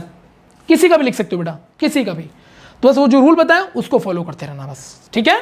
चलो, तो आईयूपीएसी नाम का कहानी तो खत्म कर दिया, ठीक है। अच्छा ध्यान देना, जैसे नंबर ऑफ लिगेंड्स अगर 1 है तो 1 को तो छोड़ ही दे, तो कुछ लिखते नहीं। 2 को क्या लिखोगे बेटा, डाई। 3 को क्या लिखते हो, ट्राई। 4 को क्या लिखते हो, टेट्रा, है ना। ऐसे बेटा अभी 6 आया था तो क्या लिखा था, हेक्सा, ऐसे सोन चलता रहता है, ये नॉर्मल है। लेकिन सर यही अगर आपका लिगेंड्स बेटा कॉम्प्लेक्स है, लिगेंड्स कैसा है, कॉम्प्लेक्स मतलब सर, अरे कुल मिला के ऐसे लोग जिनमें शॉर्ट वर्ड यूज करते हैं, जैसे OX ऑक्सिलेटो कॉम्प्लेक्स माना जाएगा, EN इथाइल डायमाइन कॉम्प्लेक्स माना जाएगा, GLY कॉम्प्लेक्स माना जाएगा। मतलब जिन लिगेंड्स के लिए स्मॉल वर्ड यूज करते हैं वो कॉम्प्लेक्स माने जाते हैं। तो अगर बेटा कोई भी लिगेंड तुम्हारा कॉम्प्लेक्स आ गया तो उस केस में 1 का तो कुछ नहीं है। अगर नंबर ऑफ लिगेंड्स बेटा कहां से शुरू होंगे, 1 को तो कुछ लिखते ही नहीं है, 2 से शुरू करते हैं। तो अगर नंबर ऑफ लिगेंड 2 है तो उसको बेटा बिस बोलोगे। अगर नंबर ऑफ लिगेंड बेटा 3 है तो उसको ट्रिस बोलोगे। अगर बेटा नंबर ऑफ लिगेंड बेटा 4 है तो टेट्राकिस बोलोगे। क्या बोलोगे, टेट्राकिस। अगर बेटा नंबर ऑफ 5 है तो क्या बोलोगे, आइडिया लग गया होगा, पेंटाकिस बोलोगे। ठीक है बेटा, ऐसे टू बी कंटिन्यू, हेक्साकिस, हेप्टाकिस, ऐसे चलता जाएगा। तो याद रखेंगे जब भी कभी बेटा नंबर ऑफ लिगेंड अगर आप लिख रहे हो, सिंपल लिगेंड से तो डाई, ट्राई, टेट्रा, पेंटा से काम चलेगा। अगर लिगेंड तुम्हें कॉम्प्लेक्स दिखे, कॉम्प्लेक्स ऐसे पहचानोगे, शॉर्ट नेम से लिखा हुआ होगा पहचान लेंगे। तो बस बेटा 2 होगा तो वहां पर डाई, ट्राई नहीं यूज करेंगे, बिस, ट्रिस, टेट्राकिस ऐसे यूज करेंगे। ठीक है, चलिए हो गया सर। चलिए सर, अब तो कहानी खत्म है सर। नहीं तो अगर मान लो तुमसे कोई इसका नाम पूछ ले, CrC2O4 का whole thrice minus minus minus, चलो बेटा मेरा रूल लगाओ। सर यहाँ कॉम्प्लेक्स एडाइन, कॉम्प्लेक्स एनाइन का पार्ट आपने बताया, यहाँ तो केडाइन वाला पार्ट ही नहीं है, तो काम ही खत्म हो गया। तो खाली कॉम्प्लेक्स का नाम लिखना है। कॉम्प्लेक्स में पहला नाम किसका लिखते हैं, लिगेंड्स का लिखते हैं। कितना लगा है सर, 3। तो 3 तो नहीं लिखेंगे क्योंकि बेटा ये ऑक्सिलेटो होता है, तो ये कॉम्प्लेक्स है, तो क्या लिखेंगे बेटा, ट्रिस लिख दिया। और इन ब्रैकेट उस जो भी लिगेंड उसका पूरा नाम लिखना ही पड़ेगा, समझाना तो पड़ेगा ना, है कौन सा, ऑक्स लिख दो थोड़ी ना होता है ऐसा। इसका पूरा नाम क्या लिखोगे बेटा, ऑक्सिलेटो लिख दिया। तो ट्रिस ऑक्सिलेटो लिगेंड्स खत्म। अब क्या बचा? Central metal atom. बेटा मेटल कौन से जोन में है? निगेटिव जोन में। अगर मेटल निगेटिव जोन में तो क्या लगेगा? 8। क्रोमियम का रियल नेम क्रोमियम होता है और उसमें 8 लगा दो तो क्रोमेट हो जाएगा। तो बेटा क्या आ गया? क्रोमेट। और फिर क्या बताया जाएगा? यूनिवर्सल कंडीशन, जहां भी सेंट्रल मेटल का नाम लिखोगे उसका ऑक्सीडेशन में रोमन में लिख दोगे। यहां ऑक्सीडेशन बेटा 3 आ जाएगा तो रोमन में बेटा 3 लिख दोगे। ये लो नाम आ गया। शर्त यह है कि बेटा ये आयन है, तो आप बगल में आयन लिख दो, तो बुरा नहीं मानना चाहिए यार। आयन है तो बताना चाहिए ना कि आयन है। मान लो तुम जो करने जा रहे हो टीचर को आता ही नहीं, कुछ भी नहीं आता, तो तुम्हें सब कुछ बताना पड़ेगा। तो आयन है तो आयन बता देंगे बेटा, आयन नहीं होता तो छोड़ देते बेटा। जहां भी सेंट्रल मेटल एटम आएगा उसका ऑक्सीडेशन में रोमन में लिख देंगे बेटा। अगर लिगेंड कॉम्प्लेक्स है बेटा तो ट्रिस, टेट्राकिस, पेंटाकिस, बिस ये सब यूज करेंगे। नॉर्मल लिगेंड होता बेटा तो डाई, ट्राई, टे, पेंटा, पेंटा करते। अगर मेटल बेटा नेगेटिव जोन में है तो 8 लगा देंगे, नहीं है तो नॉर्मल है क्रोमियम तो क्रोमियम लिख देंगे। यही तो कुछ 4-5 पॉइंट है जिनके दिमाग में आप रखोगे तो सारे नाम लिख डालोगे, हो गया। चलिए सर, यहां तक तो everything is clear. Okay, problem आता है बेटा इस तरह के नाम लिखने में, जैसे मान लो दे दिया COCN CONH3 का होल 6, ये वाले बताओ ये कौन से कॉम्प्लेक्स है बेटा? ये कौन से कॉम्प्लेक्स है बेटा? अरे सर ये तो कॉम्प्लेक्स एडाइन कॉम्प्लेक्स एनाइन वाला है। हाँ बेटा, बेटा रूल नहीं बदलेगा, रूल वही रहना है। देखो ना कितना मजा आएगा।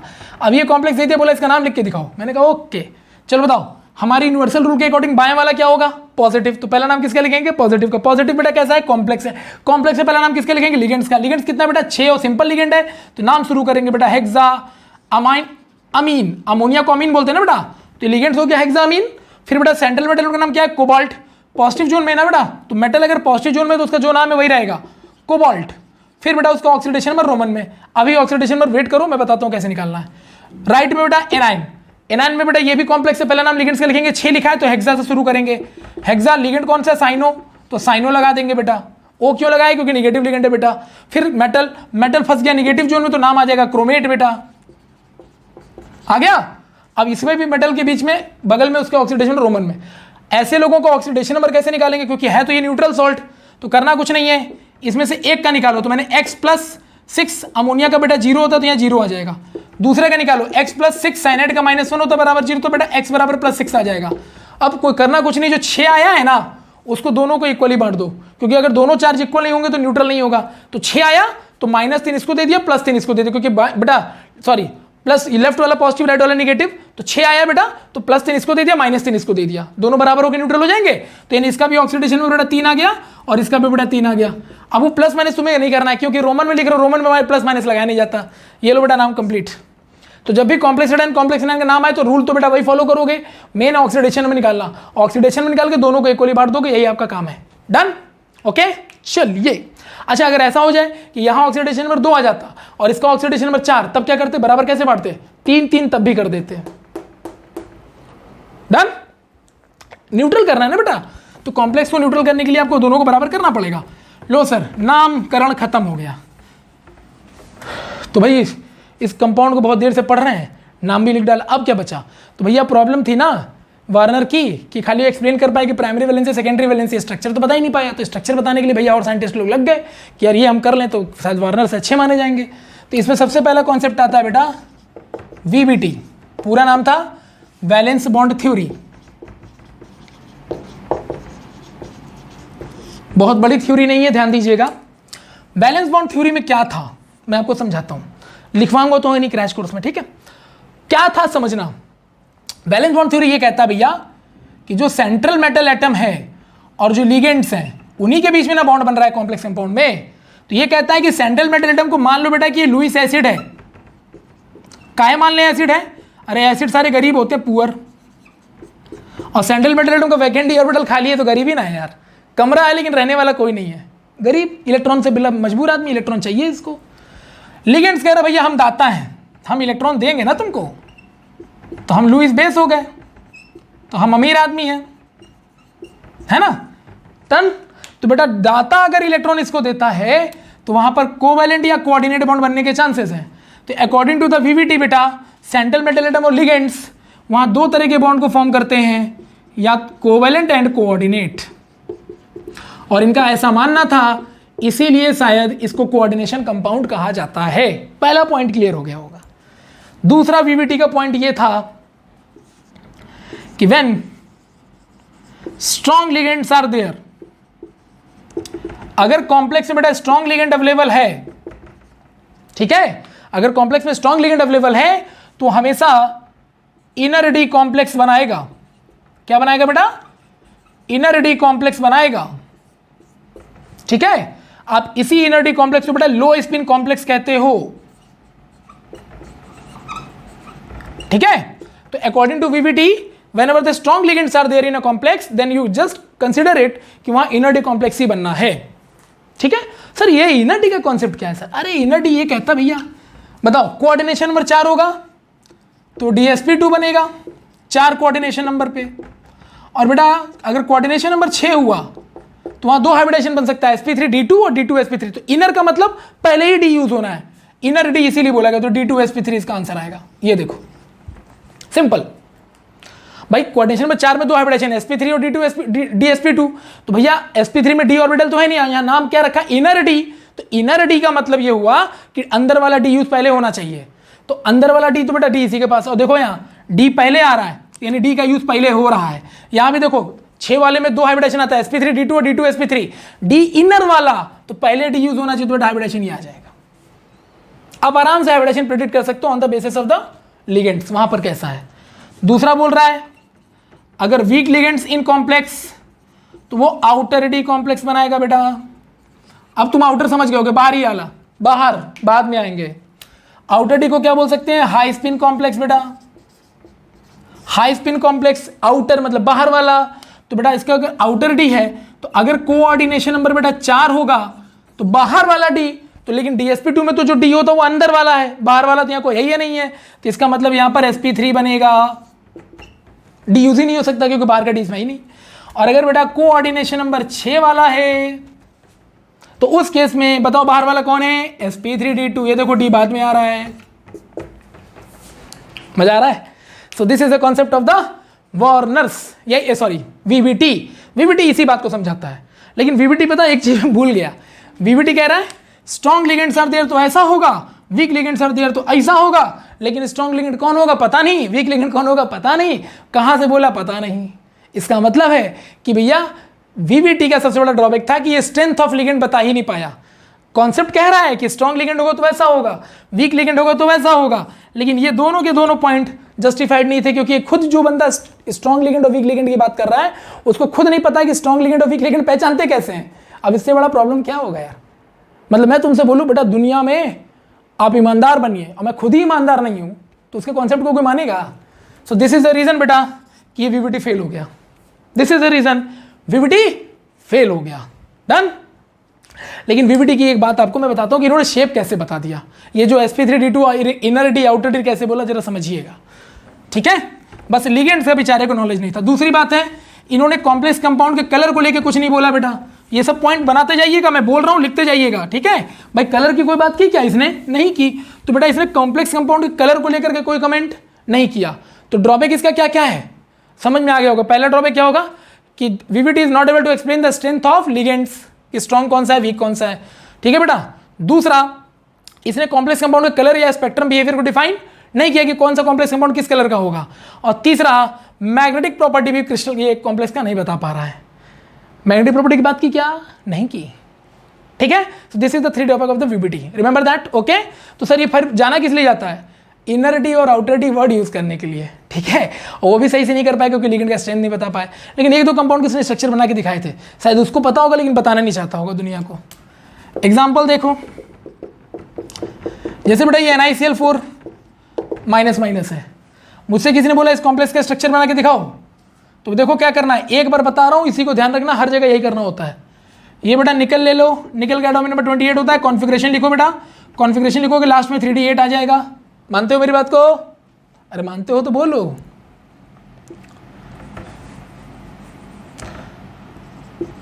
ये आ जाएगा बेटा, ठीक है। ये कौन सा कॉन्फिगरेशन लिखा मैंने? पुराना वाला। N+L रूल यहाँ फॉलो नहीं होता क्योंकि कोऑर्डिनेशन केमिस्ट्री बहुत पुरानी केमिस्ट्री, N+L बाद में आया तो मॉडिफिकेशन उतना लेवल पे नहीं हो पाया। तो आज भी हम लोग बेटा यही फॉलो करते हैं, ठीक है। वैसे तो N+L के अकॉर्डिंग 4s पहले आना चाहिए, 3d बाद में आना चाहिए, तो रिमेंबर दैट इसको, ठीक है। तो बेटा ऐसे हमने कॉन्फिगरेशन लिख दिया, ओके। बेटा जो लास्ट वाले उठा लो इसको, तो बेटा ये 3d8 है, तो बेटा D में 5 ऑर्बिटल। हुंड ने कहा था झुंड नहीं बनाना है, 8 इलेक्ट्रॉन भरो, 1 2 3 4 5 6 7 8। झुंड नहीं बनाना मतलब एक एक करके भरेंगे प्यार से। 4s2 बेटा, s के पास भी यहाँ 2 इलेक्ट्रॉन है। लेकिन सर ये तो निकिल का है ना, ऑक्सीडेशन में क्या भूल गए आप तो, निकिल का ऑक्सीडेशन यहाँ कितना आ रहा है, +2 आ रहा है।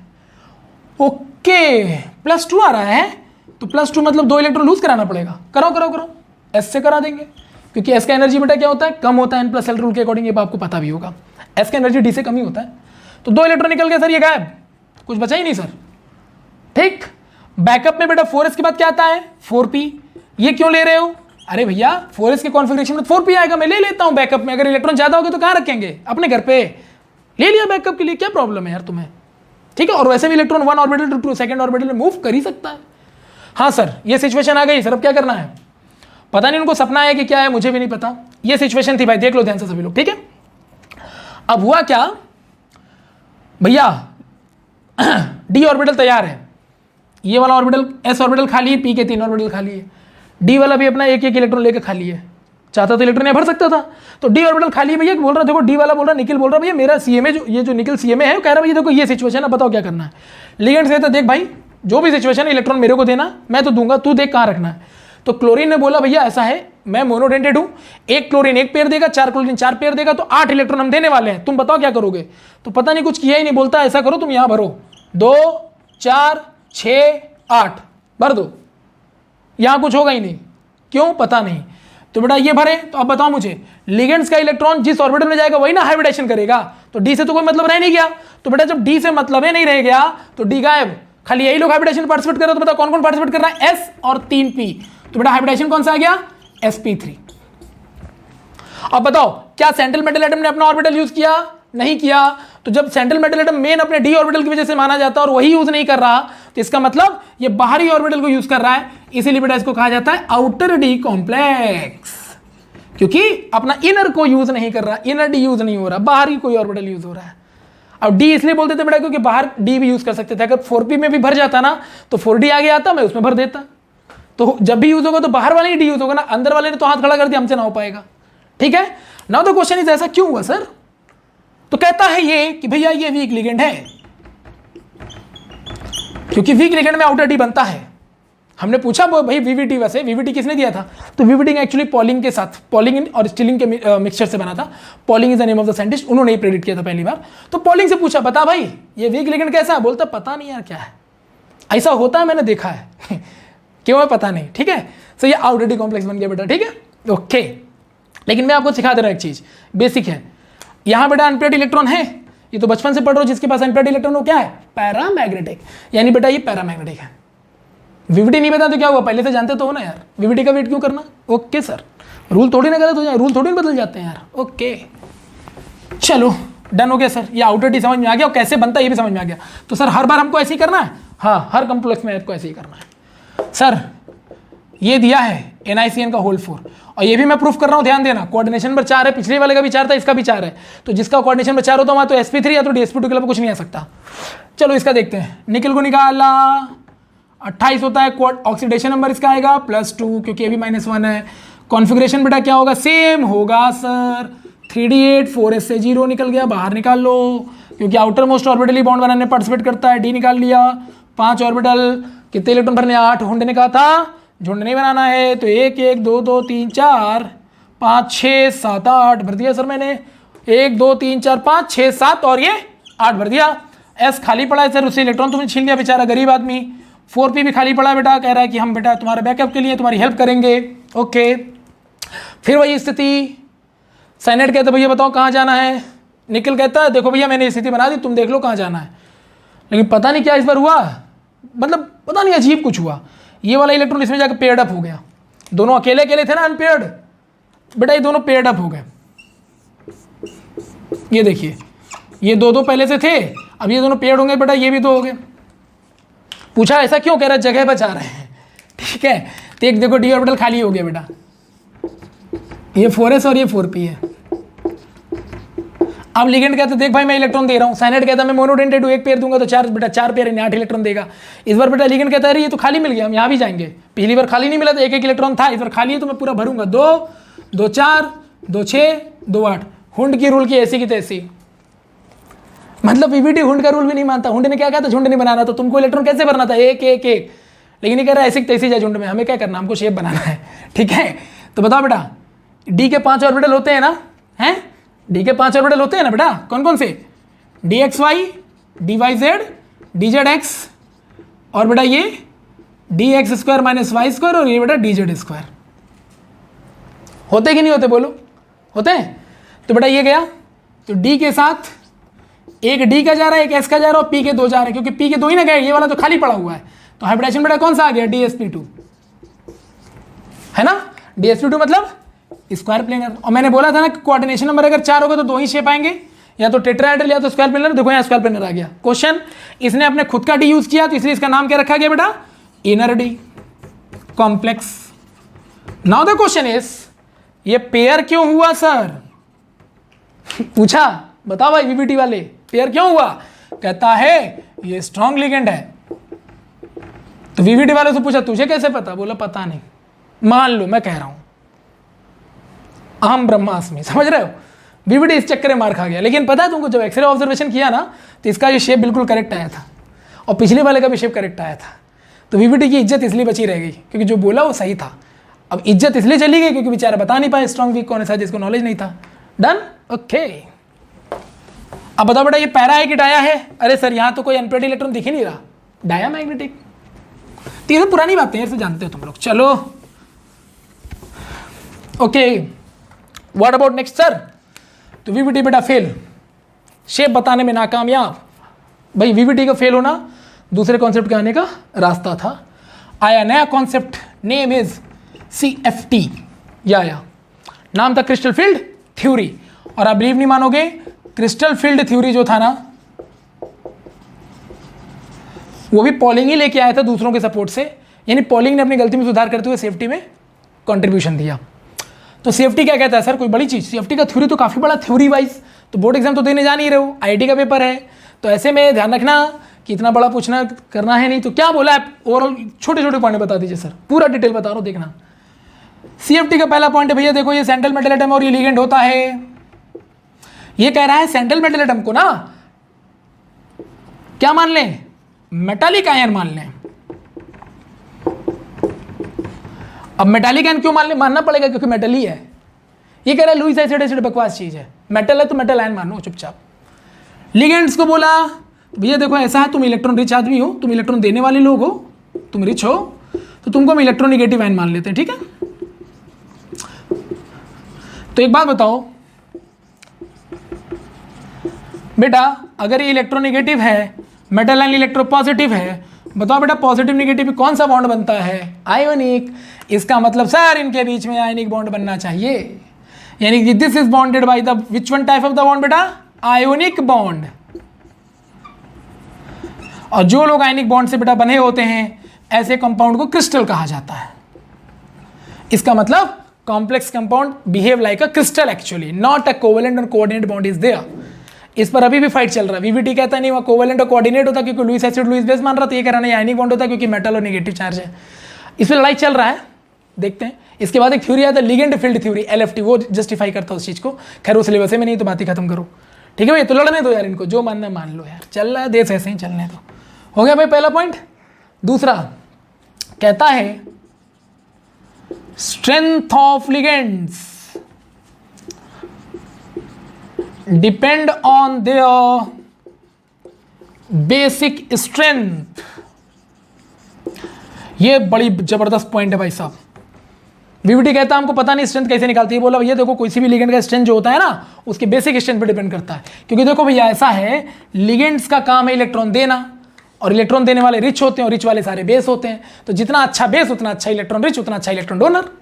तो बोला कि ठीक है तो क्या करें फिर, तो बोलता है कौन टेंशन नहीं लो, तुमको बेसिक स्ट्रेंथ निकालने की टेंशन नहीं है, मैं तुमको सीरीज बना के दे देता हूं। तो इसने क्या किया,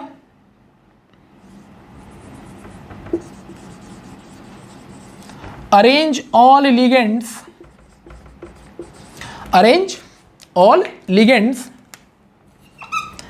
on the basis of their strength। तो बेटा उससे एक सीरीज बन जाती है, उस सीरीज को, भाई अगर बेसिक स्ट्रेंथ को हम अरेंज करेंगे एक ऑर्डर में तो सीरीज ही ना बनेगा। तो जो बेटा सीरीज बनती है ना, उस सीरीज को इसमें कहा जाता है ECS, सॉरी SCS में, जो इलेक्ट्रोकेमिस्ट्री याद आ गया, क्या बोलते हैं बेटा SCS, ठीक है बेटा SCS का मतलब होता है स्पेक्ट्रोकेमिकल सीरीज, यानी whenever ligands are arranged on the basis of their strength then a type of series executed there known as spectrochemical series. Okay, the question is, क्या हम सर सीरीज याद करेंगे इतना बड़ा सा? कौन बोला तुमको? मैंने बोला नहीं ना, तो ट्रिक ही देंगे। अब मार्कर की भाई जान निकल गई है, थोड़ा सा इसको पानी पिला देते हैं यार, प्यास तो मुझे भी लग रहा है। ठीक है बेटा, तो भैया सर हम सीरीज ना याद करें तो करें क्या? तुमको सीरीज याद करना नहीं, हम है ना, हम काहे के लिए आए हैं? सीरीज याद कराना हो तो बेटा वो किताब में नहीं दिया हुआ है क्या? तो सर कैसे करें? कुछ मत करो, देखो ध्यान से, सीरीज क्यों याद करने की रिक्वायरमेंट नहीं है। तो जो स्पेक्ट्रोकेमिकल सीरीज इन्होंने बना दिया, जो स्ट्रेंथ निकालने के लिए सबसे बड़ी बात थी, वीवीटी बेचारा बता नहीं पाया था, इन्होंने स्ट्रेंथ बताते हैं। इससे तुमको ये पता चल जाएगा कि तुम्हें कहाँ इलेक्ट्रॉन को पेयर्ड करना है, कहाँ नहीं करना, कहाँ इनर डी बनेगा, कहाँ आउटर डी बनेगा। तो इन्होंने ना बेटा जो SCS बताया था ना, स्पेक्ट्रोकेमिकल सीरीज जो बताया ना, उसको मैं शॉर्ट में बता रहा हूँ, ध्यान से सुनो। डोनर एटम का ऑर्डर याद रखो, कार्बन, नाइट्रोजन, ऑक्सीजन, हेलोजन, ये डोनर एटम है बेटा, ठीक है? क्या ये डोनर एटम है? यही ऑर्डर है स्पेक्ट्रोकेमिकल सीरीज का, यही है बेटा स्ट्रेंथ ऑर्डर। दैट्स इट, काम खत्म। मतलब अगर तुम्हें दो लिगेंड दिया जाए, पूछा जाए बता दोनों में से स्ट्रेंथ किसका ज्यादा है, तो तुम क्या चेक करोगे कि वहां डोनर एटम कौन है। अगर एक लिगेंड में कार्बन डोनर एटम और एक में नाइट्रोजन डोनर एटम है, तो जो कार्बन डोनर एटम वाला होगा ना, वो स्ट्रांग हो जाएगा। हो गया? कहाँ सीरीज याद करना बताओ? अमोनिया और वाटर में स्ट्रांग लिगेंड कौन है? तो अमोनिया में नाइट्रोजन डोनर और वाटर में ऑक्सीजन है, तो ज़्यादा बेटा नाइट्रोजन का पावर ऑक्सीजन से ज़्यादा, तो नाइट्रोजन डोनेटिंग कैपेसिटी ज़्यादा, तो सीरीज में नाइट्रोजन ज़्यादा होगा, अमोनिया ज़्यादा होगा, वाटर पीछे होगा। हो गया? लो, स्पेक्ट्रोकेमिकल सीरीज याद करने की भी कहानी खत्म हो गई। तो अब मुझे बताओ, तो जो पिछला एग्जाम्पल तुमको मैंने दिया था, कौन सा दिया था बेटा? NiCl4 minus minus NiCN4 minus minus, बताओ दोनों में से इनर डी और आउटर डी कौन होगा? चलो ये बताओ दोनों में से स्ट्रॉन्ग लिगेंड कहाँ पर है? सर यहाँ डोनर क्लोरीन है, यहाँ डोनर कार्बन है। कार्बन डोनर स्ट्रॉन्ग होता तो ऑटोमेटिकली सर ये स्ट्रॉन्ग लिगेंड हो गया, सर ये वीक लिगेंड हो गया। और बताओ वीवीडी का वो पॉइंट याद करो, तो वीक लिगेंड क्या बनाता है? आउटर डी कॉम्प्लेक्स, है ना? तो बेटा ये Cl4 है तो कोऑर्डिनेशन नंबर 4 वाला है, वहाँ तो इनर डी होता, आउटर डी तो कुछ होता नहीं, क्योंकि इनर डी में sp2 आएगा, आउटर डी में कुछ है नहीं, तो ये बेटा sp3 होगा। देखो देख के बता दिया सर, कोऑर्डिनेशन नंबर 4 वाला है तो ये भी sp3 है, sp2 बनाएगा, लेकिन चूंकि लिगेंड स्ट्रॉन्ग है तो इनर डी बनेगा, और कोऑर्डिनेशन नंबर 4 में इनर डी अवेलेबल है कब? sp2 के फॉर्म में, क्योंकि इनर डी का मतलब डी यूज होने वाला है, तो डी अगर यूज होगा तो 4 कोऑर्डिनेशन नंबर में यही है जो डी यूज करता है, ये तो sp3 है। अब पिछले बार मैंने एक्सप्लेन किया था पूरा बना करके, इस बार ऐसे ही हो गया, खाली लिगेंड की स्ट्रेंथ से बता दिया, काम खत्म है। मैक्सिमम केसेस में आप ऐसे कर सकते हो। मजा आया CFT का? ओके, तो कौन इनर डी कौन आउटर डी बेटा क्लियर है सभी को? हाई स्पिन लो स्पिन क्यों कहते समझ में आ रहा है? इनर डी में क्या होता है? स्पिन लो हो जाता है, क्यों? क्योंकि जब इलेक्ट्रॉन पेयर्ड होगा तो इलेक्ट्रॉन के दो स्पिन होते हैं ना, प्लस हाफ माइनस हाफ, तो जितना इलेक्ट्रॉन पेयर होगा प्लस माइनस एक दूसरे को कैंसिल करता चला जाएगा। तो इलेक्ट्रॉन जितना पेयर, इनर डी में क्या होता है? इलेक्ट्रॉन ज्यादा पेयर्ड अप होने लगता है, तो पेयर्ड अप होने की वजह से प्लस स्पिन माइनस स्पिन को कैंसिल कर देता है, तो टोटल स्पिन की वैल्यू मिनिमम आ जाती है। और बेटा आउटर डी में क्या होता है? उसको हाई स्पिन क्यों कहते हैं? आउटर डी में इलेक्ट्रॉन पेयर्ड होता नहीं, तभी ना बेटा बाहर जाना पड़ता है, तो यानी कि इलेक्ट्रॉन पेयर्ड नहीं हो रहा, इलेक्ट्रॉन सिंगल रहना पसंद कर रहा है, तो सिंगल का तो स्पिन नेगेटिव यानी कैंसिल तो हो नहीं सकता, पॉजिटिव प्लस प्लस हाफ ही रहेगा, तो वहां स्पिन हाई है यानी बढ़ रहा है। ठीक, CFT के सर 2 पॉइंट से हमने तो स्ट्रक्चर ही बनाना सीख लिया यार, है कि नहीं? मजा आ रहा है? नाउ CFT ने और क्या बताया? CFT ने बोला देखो तुम म्यू निकाल लो, मैग्नेटिक मोमेंट, मतलब ये कॉम्प्लेक्स कंपाउंड के मैग्नेटिक मोमेंट की भी बात कर रहा है, मतलब ये कॉम्प्लेक्स कंपाउंड के मैग्नेटिक कैरेक्टर को एक्सप्लेन कर रहा है, कह रहा मैग्नेटिक मोमेंट निकाल लो √NN+2 BM से, है ना बेटा? N यहाँ पर क्या है? अनपेयर्ड इलेक्ट्रॉन, क्योंकि अनपेयर्ड इलेक्ट्रॉन होगा तभी बेटा मैग्नेटिक होगा, तभी मैग्नेटिक मोमेंट निकलेगा। तो ये तो आसान हो गया यार, तो अनपेयर्ड तो हमने अभी काउंट करके सिखा दिया, तो निकाल के रख दो, वैल्यू निकल जाएगा। तो कुल मिला के मैग्नेटिक कौन कितना ज्यादा है उसका आप न्यूमेरिकली भी सॉल्व कर सकते हो by this particular given formula, जहां पर बेटा एक BM जो होता है ये बोर मैग्नेटॉन कहलाता है। एक BM का मतलब क्या है? Bohr magneton, this is the unit of the magnetic moment, and 1 Bohr magneton equal to होता है बेटा EH/4πmc। E for electron charge, H for Planck constant, pi की वैल्यू जानते हो, मास इलेक्ट्रॉन का, C speed of light. Done? Okay, तो अब हम लोग किसी भी कॉम्प्लेक्स कंपाउंड का मैग्नेटिक मोमेंट निकाल सकते हैं। शर्त है कि हमें उसका अनपेयर्ड इलेक्ट्रॉन काउंट करना आना चाहिए। अब CFT ने जो पॉइंट बताया वो जबरदस्त बताया, ध्यान से सुनना। CFT कहता है कि कॉम्प्लेक्स बनता कैसे, इसको डिटेल में एक्सप्लेन कर रहा है। कह रहा है देखो भाई, देखिए डी के 5 ऑर्बिटल होते हैं, ठीक है, dxy, dyz, dzx, dx square minus Y square और बेटा dz स्क्वायर। ये कह रहे कॉम्प्लेक्स बनते कैसे हैं, देखो बता रहा है। कह रहा होता ये है कि ये जो 3 ऑर्बिटल होते हैं ना बेटा, ये T2G स्टेट वाले होते हैं। T2G मतलब बेटा ग्राउंड स्टेट, और ग्राउंड स्टेट वाले इतनी एनर्जी कैरी नहीं कर पाते कि बॉन्ड बना सके। और ये जो दोनों होते हैं बेटा, ये EG स्टेट वाले होते हैं। EG मतलब बेटा एक्साइटेड स्टेट, ये बॉन्ड बनाने के लिए हमेशा कैपेबल होते हैं। कहाँ पढ़े थे, एटॉमिक स्ट्रक्चर में। क्यों? क्योंकि dx square minus Y square और dz स्क्वायर बेटा अलोंग द एक्सेस होता है, जबकि ये अलोंग द एक्सेस नहीं होते तीनों। और बॉन्डिंग हमेशा कैसे होती है बेटा, अलोंग द एक्सेस। तो इसीलिए ये दोनों डोमिनेट करते हैं बॉन्डिंग में, ये तीनों डोमिनेट नहीं करते। अब होता ये है ना कि भाई डी के 5 ऑर्बिटल क्या होते हैं, डिजेनरेट होते हैं। डिजेनरेट का मतलब सबकी एनर्जी लेवल सेम होती है, ठीक, सबकी एनर्जी लेवल सेम है। अब हुआ ये कि तुम बेटा यहाँ ये किसके बेटा, ये डी ऑर्बिटल्स हैं सेंट्रल मेटल एटम के। अब सेंट्रल मेटल एटम के डी ऑर्बिटल के पास बेटा बॉन्ड बनाने कौन जाता है, लिगेंड्स। तो ये लिगेंड्स बेटा यहाँ पर बॉन्ड बनाने गए, और अगर बेटा ये लिगेंड्स काफी ज्यादा स्ट्रांग निकल गया, तो स्ट्रांग मतलब ज्यादा बेस, ज्यादा इलेक्ट्रॉन रिच, तो ज्यादा अगर स्ट्रांग निकल गया तो ज्यादा इलेक्ट्रॉन रिच होगा। तो इस डी ऑर्बिटल के पास जो भी इलेक्ट्रॉन्स होंगे बेटा, वो इस रिच वाले लिगेंड से अप्रोच करने से रिपेल करेंगे, है ना। अब रिपल्सन की वजह से एनर्जी बेटा डिस्टर्ब हो गई। पहले तो डिजेनरेट तो सबकी एनर्जी बराबर थी, जब उसने रिपेल किया इसको बहुत पावरफुली, तो एनर्जी बेटा डिस्टर्ब हो गई। अब एनर्जी डिस्टर्ब कैसे हुई, किसी की एनर्जी ज्यादा किसी की कम। अब ऑब्वियसली बंदा ये दोनों कह रहा है कि हम बॉन्ड बना सकते हैं, जो लिगेंड्स आ रहा है उसको हम अप्रोच करने देंगे अपनी तरफ। क्यों? क्योंकि हम बॉन्ड बनाने में कैपेबल है। तो इसका मतलब ये एनर्जी ज्यादा गेन करके ऊपर निकल जाएगा। तो लिगेंड्स का जो इसको धक्का पड़ा ना, रिपल्सन, उसकी वजह से बेटा ये 2 पार्ट में स्प्लिट कर गया। 2 ऊपर चले गए बेटा और 3 नीचे आ गए, ठीक है। तो इन्हें जो ग्राउंड स्टेट है बेटा वो नीचे आ गया, और एक्साइटेड स्टेट वाला ऊपर चला गया। तो इसीलिए बेटा इनको एक्साइटेड स्टेट कहा जाता है, क्योंकि ये बॉन्ड बनाने के लिए ऊपर जाते हैं एनर्जी ज्यादा गेन करके। और उनको एनर्जी कहां से मिल रहा है, ये जो एनर्जी डिस्ट्रीब्यूशन हुआ है ना, उसमें ये ज्यादा एनर्जी अब्सॉर्ब करके ऊपर की तरफ भाग जाते हैं, क्योंकि जिनको बॉन्ड बनाना होगा वो एनर्जी अब्सॉर्ब करके ही बॉन्ड बनाएंगे। डन। तो इसमें स्प्लिट करने में बेटा इसकी मदद किसने की, लिगेंड्स ने। कैसे? रिपेल करके, धक्का मार के। भाई सब की एनर्जी बराबर, सब मजे में थे, ये आया इसने धक्का मारा, मोटिवेट किया, तुम कर सकते हो, बंदा निकल चला। अब वही ना ऊपर जाकर के निकलेगा जिसको पता है कि मैं आईटी में सेलेक्ट हो सकते, वही मेहनत करेगा। जिसको पता है वो पहले जानता है कि मेरा कुछ होना ही नहीं है, ऑटोमेटिकली ग्राउंड में चला जाएगा। डन। तो ये सिस्टम क्लियर हो गया।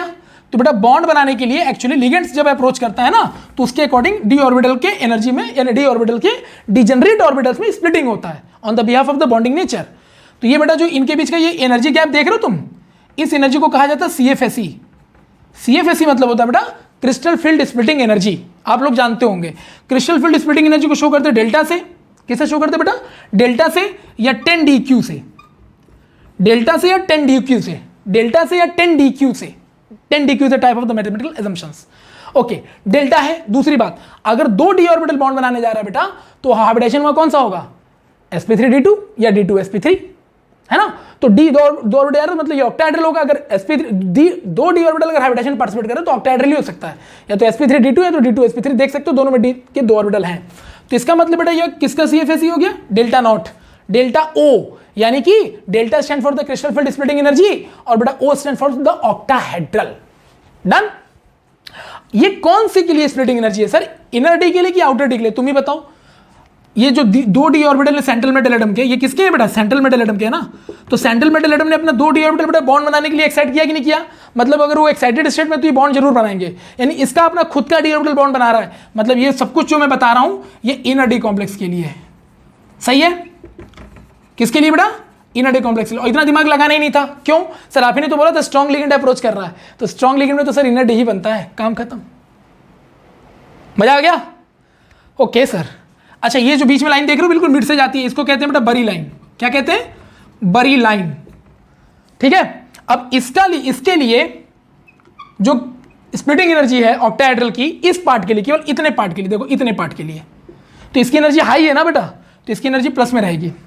ठीक है। और कितनी रहती है बेटा, 0.6 dq, यूनिट ले लेते हैं इसका। ठीक है। और बेटा ये जो नीचे है इसका तो एनर्जी डाउन रहेगा, क्योंकि ग्राउंड स्टेट वाले लोग हैं, एक्साइट तो हुए ही नहीं, तो इसका माइनस में रहेगा बेटा, इसका होगा 0.4 dq। डन। सो ये हो गया हमारा CFSE का टोटल वेरिएशंस। तो अगर तुमसे कोई पूछ दे कि भैया ऑक्टाहेड्रल इनर डी कॉम्प्लेक्स के लिए CFSE एनर्जी निकालिए ऑक्टाहेड्रल के लिए, तो क्या लिखोगे? माइनस का 0.4 इंटू T2G इलेक्ट्रॉन प्लस का 0.6 इंटू EG इलेक्ट्रॉन। क्या मतलब हुआ सर इसका? इसका मतलब ये हुआ कि भैया ग्राउंड का एनर्जी माइनस का 0.4 है, वो ले लिया तुमने, वो तो सबके लिए तीनों ऑर्बिटल के लिए बराबर होगा, इनटू T2G में इलेक्ट्रॉन। देख लो इसमें इलेक्ट्रॉन कितने, जितने इलेक्ट्रॉन होंगे उतना उसका इससे मल्टीप्लाई करोगे तो टोटल एनर्जी उसके ग्राउंड स्टेट की निकल जाएगी। एक्साइटेड का एनर्जी बेटा 0.6 है, और एक्साइटेड में जितने इलेक्ट्रॉन होंगे बेटा उससे मल्टीप्लाई मार दोगे तो टोटल एनर्जी इसकी निकल जाएगी, और फिर दोनों को जोड़ दो तो टोटल CFS एनर्जी निकल के काम आ गया। भाई CFS क्या है? ये टोटल गैप ही तो है, तो हम वही तो कर रहे हैं, गैप निकाल रहे हैं, एक प्लस का एक माइनस का, तो ऐड ही करेंगे ना, निकल गया। तो बेटा किसी भी इनर डी कॉम्प्लेक्स के लिए ऑक्टाहेड्रल के लिए हम लोगों ने क्या निकाल लिया बेटा? CFS energy. करना कुछ नहीं है, खाली एक ग्राउंड और एक्साइटेड स्टेट के इलेक्ट्रॉन को काउंट करना है, और आपके न्यूमेरिकल में वो दिया जाएगा कि ग्राउंड में कितने इलेक्ट्रॉन, एक्साइटेड में कितने इलेक्ट्रॉन है। ओके चलिए, तो क्रिस्टल फील्ड स्प्लिटिंग कैसे सिखा रहा है बॉन्डिंग, समझ में आ रहा है आपको? Everything is clear to all of you? ठीक है, तो ये भी क्लियर हो गया, और आपको ये भी पता चल गया कि sp3d2 या d2sp3 में जो दो d ऑर्बिटल बॉन्ड बनाने जाते हैं वो कौन से होते हैं? dx2 - y2 और dz2। ठीक है, ओके चलिए, अगर मान लो तुमसे कोई पूछ ले बेटा ये d है, dxy dyz dzx dx² - y² और dz²। ठीक है बेटा, अगर मैं तुमसे पूछूं कि इस बार जो लिगेंड अप्रोच कर रहा है वो वीक लिगेंड है, अब तुम खुद समझना ये वीक लिगेंड है बेटा, तो ये बताओ क्या वीक लिगेंड इतना पावरफुल रिपेल कर पाएगा? नहीं सर। तो क्या ये एक्साइटेड हो पाएगा? नहीं सर। तो कहां पहुंच जाएगा? नीचे। समझ में आ रहा है? Everything is clear now? तो अब तो क्लियर हो गया ना कि इसमें इसका डी ऑर्बिटल पार्टिसिपेट बॉन्ड में करेगा ही नहीं, तो ये बॉन्ड नहीं बना सकता, तो ये दोनों नीचे आ जाएंगे बेटा, और ये तीनों एक्साइटेड वाले ऊपर चले जाएंगे। आ रहा है समझ में? क्योंकि अगर इसका खुद का डी यूज नहीं होगा तो वो इनर डी नहीं कह सकते ना, तो जब इसका खुद का डी यूज नहीं हो रहा है तो ऑब्वियसली ये तीन ऊपर जा रहे हो, ये तीन तो वैसे भी बॉन्ड नहीं बना सकते, तो अगर ये ऊपर चले भी जाएंगे तो इससे प्रूफ हो जाता, अगर ये ऊपर गलती से चला गया होता तो बॉन्ड बना लेता। अब ये बॉन्ड बना नहीं रहा क्योंकि वीक लिगेंड इतना पावरफुल है नहीं कि उसको रिपेल करके एक्साइट कर सके, तो ये नीचे आ जाएगा, जो ये कंफर्म करता है कि इसका डी ऑर्बिटल पार्टिसिपेट नहीं करेगा। और ये अगर बेटा एक्साइटेड में चला भी जाए तो इसके जाने से कोई फर्क नहीं पड़ता, क्योंकि वैसे भी ये बॉन्ड बनाने वाला है नहीं। इससे पता चल गया कि इनके पांचों ऑर्बिटल बॉन्ड नहीं बनाएंगे, तो ऐसे में आपका इलेक्ट्रॉन बाहर वाले डी ऑर्बिटल की तरफ जाकर के अप्रोच करेगा। तो मतलब ये हो गया बेटा D2sp3 का कॉन्सेप्ट। आया मजा? अब ऑक्टाहेड्रल कॉम्प्लेक्स अगर आउटर डी के लिए करोगे तो बताओ, नीचे वाले में ग्राउंड स्टेट में 2 है ना, तो उसका एनर्जी कितना रहेगा बताओ बेटा? तो प्लस का 0.6 into T2G electron plus minus का 0.4 इंटू EG इलेक्ट्रॉन। यहां देखो उल्टा हो गया, क्यों उल्टा हुआ बता सकते हो? हाँ, अरे सर एक्साइटेड में तो ये गया ना ग्राउंड स्टेट वाले, ये तीनों ग्राउंड स्टेट में थे, तो एक्साइटेड में तो ग्राउंड स्टेट वाला चला गया, जो बॉन्ड बनाना वैसे भी नहीं है, तो एक्साइटेड में बेटा गया है, तो एक्साइटेड वाले की एनर्जी मैंने ऊपर वाले का कितना बताया था? प्लस का 0.6 बताया था, लेकिन बेटा अब ये एनर्जी हो जाएगा प्लस का 0.4 और ये हो जाएगा बेटा माइनस का 0.6। ठीक है, तो ग्राउंड स्टेट पे बेटा जो एनर्जी होता है वो 0.4 ही रहेगा।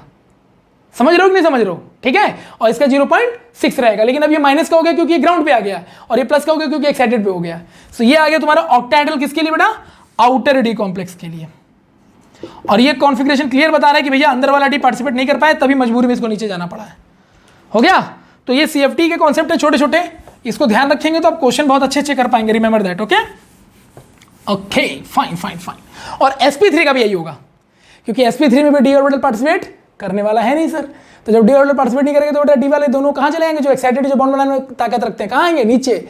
और ग्राउंड वाला कहाँ पहुंच जाएगा? ऊपर। तो यानी जो ऑक्टाहेड्रल आउटर ऑर्बिटल का होता है वही बेटा कोऑर्डिनेशन नंबर 4 टेट्राहेड्रल का भी होता है। ठीक है, I hope it is clear to all of you, everything is clear to all of you. ठीक है ना? चलिए, तो CFT के पॉइंट्स आपको समझ में आ रहे हैं? सर इसने कलर प्रॉपर्टी भी बताई थी। कलर प्रॉपर्टी बता दी कैसे? इसने बोला भैया देखो, जब तुम्हारा लिगेंड जब अप्रोच करता है किसकी तरफ? सेंट्रल मेटल एटम की तरफ, तो स्प्लिटिंग होता है ना भैया। तो जब तुम्हारा डी ऑर्बिटल बेटा जो 5 ऑर्बिटल हैं, जब ये स्प्लिट करता है इस तरह से, तो बेटा ये जो है तीनों में एनर्जी का, दोनों में एनर्जी का गैप आ गया। तो एनर्जी का गैप आने का मतलब क्या हुआ? कि दो डी ऑर्बिटल में एनर्जी का गैप का मतलब बेटा इसी को कहा जाता है DD ट्रांजिशन। क्या कहते हैं इसको? DD ट्रांजिशन हुआ। और डी ट्रांजिशन में क्या होता है कि अगर इसके इलेक्ट्रॉन डी से निकल के, अगर मान लो इसका जो है ना, मान लो यहाँ इलेक्ट्रॉन ऐसे लिखा हुआ है, ठीक है, तो ये इनर डी ऑर्बिटल है, तो यहां पर एनर्जी हाई है ना बेटा, तो इसके जो इलेक्ट्रॉन्स होंगे वो हायर स्टेट पे जा रहे हैं बॉन्ड बनाने के लिए, और इसके लोअर स्टेट पे आ रहे बॉन्ड नहीं बनाएंगे, तो दोनों इलेक्ट्रॉनों के बीच में एनर्जी का गैप आ गया, this is called D transition, ठीक है। या इलेक्ट्रॉन का डी ऑर्बिटल के अंदर मूव करना या एक ऑर्बिटल से दूसरा मूव करना, वो भी डी ट्रांजिशन है, यानी कुल मिला के एनर्जी का गैप। तो बेटा जब यहाँ एनर्जी का गैप आएगा तो ये इज ऑल्सो डी ट्रांजिशन। तो D transition is the responsible factor for their colourful behaviour. ऐसे में, ऐसे कॉम्प्लेक्स में अगर तुम सनलाइट गिराते हो ना, तो एक पर्टिकुलर यूनिक वेवलेंथ को, वो जो एनर्जी जो गैप आ रहा है ना, इस एनर्जी का गैप किसी यूनिक वेवलेंथ के साथ मैच कर जाता है, और जिस यूनिक वेवलेंथ के साथ ये मैच कर गया, उसके कॉम्प्लीमेंट्री कलर में ये कॉम्प्लेक्स कंपाउंड आपको दिखने लगेगा। मतलब अगर इसने वायलेट बेटा एब्जॉर्ब किया विवग्योर में, मान लो सनलाइट डाला तो विवग्योर निकला यहाँ से, तो इसने मान लो वायलेट एब्जॉर्ब किया, तो वायलेट का बेटा कॉम्प्लीमेंट्री कलर होता है लेमन येलो, उस कलर में ये आपको दिखने लग जाएगा। तो क्वेश्चन सर कॉम्प्लीमेंट्री कलर कहां से देखें बेटा, वो आपको याद करना पड़ेगा, आपके बुक में होगा या गूगल कर लेना। Done, everything is clear. तो कलर को लेके भी इसने बहुत कुछ बताया। हालांकि ये किसका कॉन्सेप्ट और था, सीटी स्पेक्ट्रा, लेकिन सीटी स्पेक्ट्रा पे डिस्कस नहीं कर सकता क्योंकि वैसे भी आईटी मेंस में नहीं आता है, तो डिस्कस भी नहीं कर रहा हूं मैं। आईटी एडवांस की जब क्रैश कोर्स कराऊंगा तो वहां जरूर बताऊंगा आपको ऐसा छोटी छोटी बातें, ठीक है। मतलब आईटी एडवांस के क्रैश कोर्स में बेटा जो चीजें आईटी मेंस में छूट जाती है ना, वो मैं आपको आईटी एडवांस में बताऊंगा जब वहां पर काम आएगा, क्योंकि अभी टाइम कम है और चीजें ज्यादा लेनी है बेटा, इसलिए मैं आपके अकॉर्डिंग चल रहा हूं। और ये बिलीव मानिए, जो भी पढ़ा रहा हूं आपको उससे बाहर कुछ भी नहीं आएगा एग्जाम में, रिमेंबर दैट। तो सेफ्टी क्लियर हो गया आपको, I hope it is clear to all of you, ठीक है बेटा। एक होता है जॉन टेलर इफेक्ट। ये क्या होता है सर, कौन है ये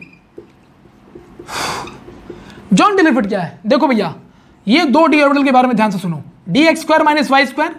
सर इन दोनों की इतनी वैल्यू क्यों है, क्योंकि ये अलॉन्ग द एक्सिस और यही बॉन्ड बनाते हैं, बाकी सब तो बेकार है ग्राउंड स्टेट वाले। तो ये दो डी ऑर्बिटल है बेटा, अगर इनमें, ध्यान से सुनिएगा, अगर दोनों में इलेक्ट्रॉन इक्वल है, ये देखो ऐसे, तो इस समय क्या है, इक्वल एनर्जी डिस्ट्रीब्यूशन है दोनों के बीच में, क्योंकि दोनों डिजनरेट हैं, तो इक्वल एनर्जी डिस्ट्रीब्यूशन है, ठीक, कोई प्रॉब्लम नहीं, ये अच्छी बात है। लेकिन बेटा अगर हम D x square minus Y square ले रहे हैं और डीजेड स्क्वायर दोनों ऑर्बिटल ले रहे हैं, और दोनों में इलेक्ट्रॉन का ना अनइक्वल डिस्ट्रीब्यूशन आ जाए इस तरह से, देखो दोनों में इलेक्ट्रॉन का अनइक्वल डिस्ट्रीब्यूशन आ गया, देख लो एक में दो इलेक्ट्रॉन, एक में एक इलेक्ट्रॉन, अनइक्वल, या इसमें बेटा दो हो जाए, इसमें एक हो जाए, तो यहां पर क्या हो गया, यहां पर नॉन इक्वल या डिफरेंट एनर्जी डिस्ट्रीब्यूशन आ गया दोनों के बीच में, अनइक्वल हो गया एनर्जी वाइज।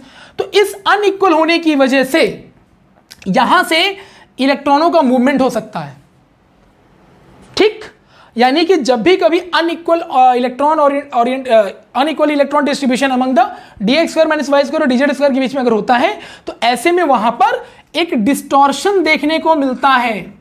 क्या देखने को मिलता है बेटा, डिस्टॉर्शन। जब भी किसी हाइब्रिडाइजेशन में तुमको या कोई भी इलेक्ट्रॉनिक कॉन्फ़िगरेशन करो वहां पर ऐसा दिखाई दे, तो वहां पर डिस्टॉर्शन देखने को मिलता है, and due to that distortion जो shape of compound will be change, shape of compound will be change.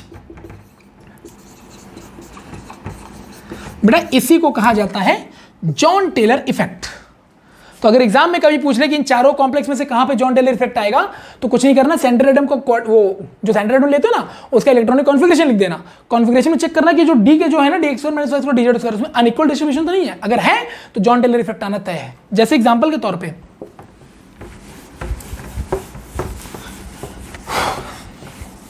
जैसे मान लो we have one example here, मान लो बेटा ये CuNH3 का होल 4 है, ठीक है, इसका मुझे शेप बनाना है, क्या बनाना है बेटा, शेप बनाना है।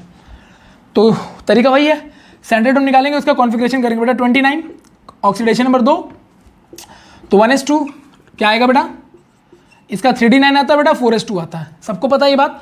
2 लूज कराना है तो s से 0 निकल गया बेटा, यही बॉन्ड बनाएंगे, इसको बाहर निकालो, 3d9, डी में बेटा कितने ऑर्बिटल होते हैं, 5, हुंड ने कहा था झुंड नहीं बनाना, तो 1 2 3 4 5 6 7 8 9, और बेटा एस खाली पड़ा है, जरूरत पड़ेगा तो बैकअप में पी ले लेंगे, खैर वो तो बात की बात।